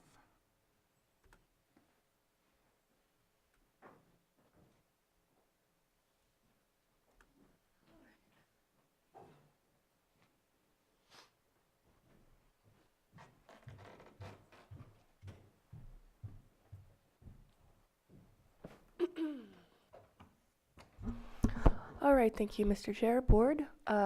We have many, many accomplishments. We've been very busy. I'll start out this presentation by clarifying that county mental health plans and drug Medi-Cal plans are guided by the Department of Healthcare Services, who works with the federal government to identify standards for treatment and care, and we are primarily funded through Medicaid reimbursements. At this time, the announcement from the OMB, the federal government, does not appear to apply to behavioral health. All right, so we did go live with our mobile crisis response team benefit just a little over a year ago. I'll be looking forward to coming back here in the near future to actually present specifically on that. In fact, our team has been asked to lead a workshop and presentation at a conference in California to support other rural counties with implementing their mobile crisis benefits. So we are very pleased with that work. We, of course, also joined the Drug Medi-Cal Organized Delivery System on July 1st, and your board also recently approved the integrated contract that combines both specialty mental health services and drug Medi-Cal services in one agreement, which delights and thrills me. It's reduced administrative burden and aligning of treatment priorities, which makes sense. Okay, we have Medi-Cal site certified all school sites in Lake County. The Lake County Office of Education provides specialty mental health services in schools, and they're continuing to grow their program. Again, those services are fully reimbursable through the Department of Healthcare Services, and because they are for youth under the early and periodic screening, detection, and treatment benefit of Medi-Cal, those are eligible for 100% reimbursement in Medi-Cal. So those are great services to roll out. We are also continuing our implementation of the Early Psychosis Plus Intervention Program grant that was awarded in 2021 through the Mental Health Services Oversight and Accountability Commission, which has been renamed under SB 326, and I cannot remember what it is now named, but it is essentially doing the same thing. We actually will be bringing forward here an extension to that grant. We do have some unspent funds that they're allowing us to roll over and hopefully support some infrastructure, including the purchase of vehicles. So that's nice and exciting to continue that work. We have done a lot to be very present in the community, expanding our outreach and engagement efforts, in part through the award of our $1 Million Mobile Crisis Program grant through the Department of Healthcare Services. And we will be at a later time bringing forward specific data about that. Medi-Cal also has a new peer support benefit, which means that individuals that complete a training and credentialing process may bill Medi-Cal for certain select services. Why is that neat? Because we know that when your treatment provider looks like you and has similar experiences to you, it makes a difference in treatment outcomes. People respond differently. And so we are definitely capitalizing on building our peer workforce, recognizing, of course, that many of our leadership staff are also peers in behavioral health. Workforce development, on that note, continues to be a focus for us. We have built out a career pathway recognized internally for our staff to navigate how you go from being in the front office to, the director. What does that look like? So it's important for us in planning for vacancies in leadership and things of that nature. And we have been building out our training plan and really focused on empowering staff with trainings to allow them to do the best services possible. We have released the RFP, request for proposals, for the county's opioid settlement funds. That RFP closes on January 31st. We have received several proposals, and we're excited to move into that work here in the future. As your board is aware, the County of Lake also has 2 Behavioral Health Continuum Infrastructure Program grants that were submitted in December. One is for a 16-bed, duly certified mental health rehabilitation center as well. It's a duly certified ASAM, which is an addiction, Society of Addiction Medicine certification for inpatient treatment, which is pretty unique and novel.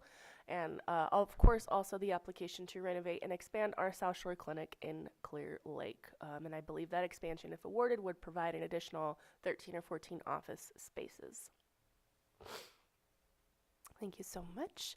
Okay, we are moving into the final phases of CalAIM reform for behavioral health. Of course, as we discussed, the most recent CalAIM initiative that we moved forward with was the Integrated Specialty Mental Health and DMC ODS contract.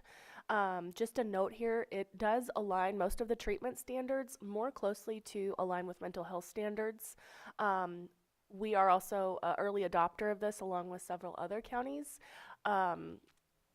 And then confidentiality is something that actually gets ramped up, and we have different levels of confidentiality. So substance use disorder treatment services tends to be governed by the Code of Federal Regulations 42 for confidentiality, which is stricter than HIPAA, and so we're having stricter confidentiality in our plan, which is just something we're doing. We are also looking forward to completing more CalAIM benefits or enrolling in more CalAIM benefits. The managed care plan, which in Lake County is Partnership Health Plan, owns, if you want to call it that, CalAIM benefits that include transitional rent, enhanced care management, and community health workers. And so we are in the process of looking at executing an MOU, a Partnership Health Plan, to be an implementer of these specific CalAIM services. Of course, community nonprofits and other organizations can independently contract with Partnership Health Plan to provide these services as well. We continue to focus on building in-house capacity for medication-assisted treatment and narcotic treatment program services. We do have an operational MAT, medication-assisted treatment, out of our North Shore Clinic. We are looking at expanding that and continuing to grow those services within the county. It's really critical. We are also continuing to prepare to join a new waiver, which is called the BH Connect waiver. Significantly, it includes bundled rates for some services like full service partnership, assertive community treatment. And we are just moving forward in the process, continuing to analyze how that aligns with our department's strategic needs and goals, and continuing to ensure alignment with opting into the BH Connect waiver. It'll be a similar process as you've seen with the DMC ODS waiver. So there's all these waivers, and this is just another one, which is an expansion. Continue to stabilize Medi-Cal billing, just confirming our department's understanding that we have repaid back $2 million of the $4 million loan.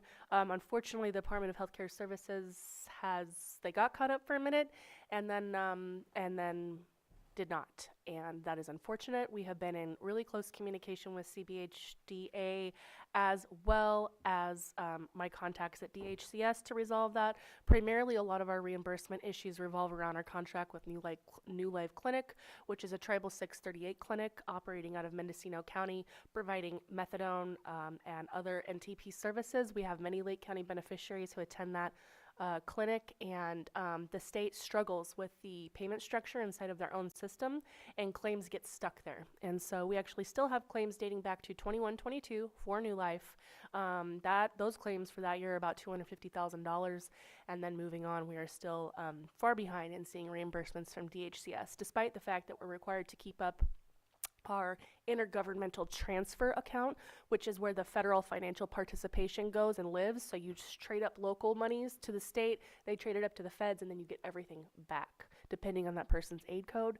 So it's very complex and nuanced, but we are working our way through that.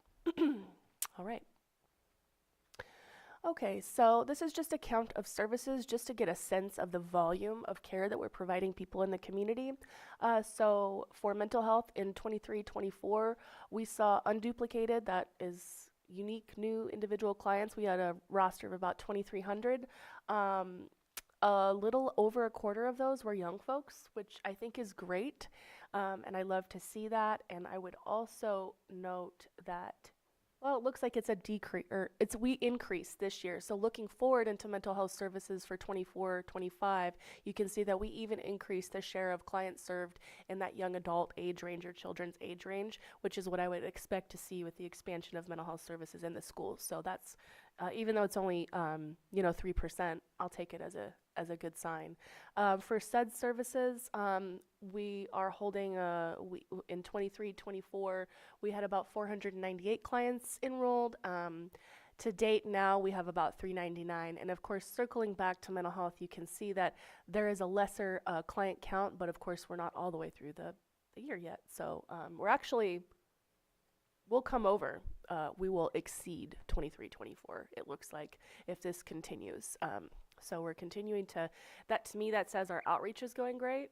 We're penetrating into our communities more and providing more services to more individuals. Thank you. I don't think so. Is that it? Perfect. Carolyn, could you move that little thingy that's, or do I have a thing? Oh my gosh, I do. No, I didn't. It was right here. Somebody did. Naughty, naughty. Okay.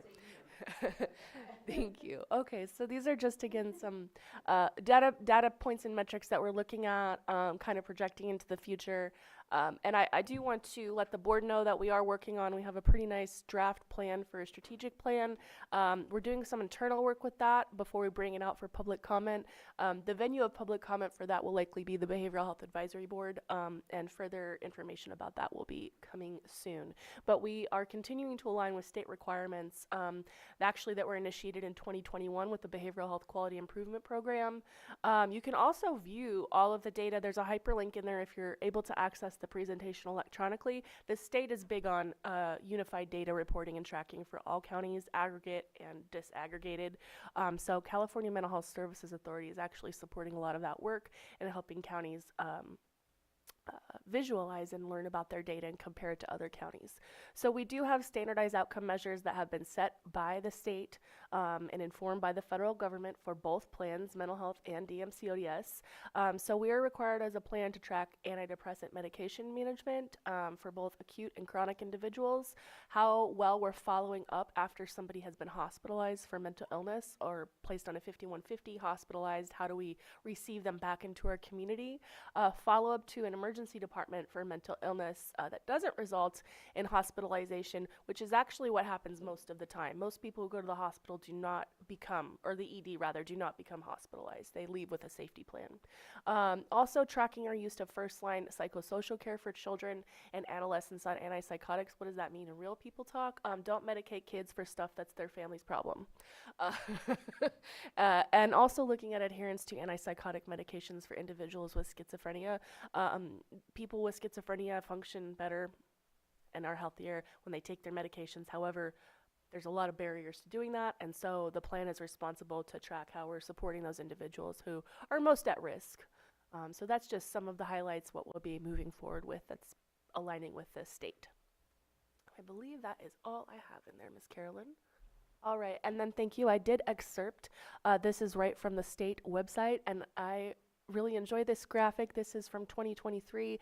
This is looking at all of those quality performance standards that I just previously identified. There are 6 of them, and how counties, I think we have 56 mental health plans. We have 58 counties, but 2 of them share. I cannot remember. And you can see we're really dead in the middle of the pack, which for me is encouraging. We're not really far behind. We're have plenty of room to improve, and so we're going to just continue on doing the work. We feel we're on the right track, and just over time making improvements to our processes will result in improvements in these standard outcome measures. I think that is that. And that's all I have to present today. Thank you, Board. All right, thank you. Supervisor Sabatier. Yeah, actually, I have a couple more questions that came up. This graph changes drastically in the sense that they select random measures. So we might be middle of the pack one year, we might be top of the pack one year, depending on what measures they're selecting, or are the measures always the same? No, the measures are always the same. Okay, because they just said select measures. They were actually established in 2021. Okay, perfect. Thank you for sharing that with us. I hope that you're right in what your statement was when you first came up, that it doesn't affect behavioral health. I'm reading that all 50 states are now not able to access Medi-Cal reimbursement sites. So I hope that nothing has changed since you last heard, because I know it said specifically Social Security and Medicare, not Medicaid. So I'm hopeful that you are correct, because that would be a different thing for us to have to deal with if that was not the case. You said there was 2 BHCIP projects. Are we both the lead for both of those projects? No, Supervisor. We are the lead applicant for the county application, and then Redwood Community Service, I believe actually Anchor Health Management, is the lead applicant for the other project, but every BCHIP application in the county must have the behavioral health director's sign of approval to move forward. So those were the only ones that made it. Okay, I was just curious because you mentioned 2, and I wanted to figure that out, so thank you. The last part, New Life. I know San Diego was also, I believe, supposed to be a helpful colleague in this situation, dealing with those 834, I'm sorry, I don't have the right numbers. 638s, thank you. That hasn't helped us in being able to move forward. Is there any other county that's also coming on board that might help us move the needle on this issue? The issue of reimbursement, that Yes, is. not that I'm aware of it. We are hoping that with another larger county that maybe has more political pull with the state, they would be more motivated to get those claims through, because they'll have a higher volume as well. It's going to be much more financially impactful for them. And it is also true that we have become the experts in this arena, so we've been providing a significant amount of technical assistance to their team. Okay, well, it's too bad that San Diego hasn't, maybe they've helped move it forward, but haven't resolved the issue at all. And if it's possible, I don't feel I should ask you right now on the top of your head, but I feel like that number, based on the contract that we have and the maximum not to exceed, could be a fairly large number of what we're waiting for reimbursements through that program. Wondering if at one point we might want to revise what we just did earlier with our state lobbyists, that if we're talking millions of dollars, that maybe that's something we need to add to the list of things to advocate for, looking at state reimbursement to get figured out sooner than later. Thank you. I will open it up to the public if there's anyone that would like to comment about this presentation. Anyone on Zoom? All right, I'll bring it back to the board, and then I will thank you, Director Jones, for your presentation. Thank you, Mr. Chair. All right, we are at 12:29, and you did say a hard stop, and we're going to hard stop at 12:30. We will come back at 1:30, and we will continue on where we left off, and that is at Child Support Services with Director Tammy Widener at 1:30. See you then.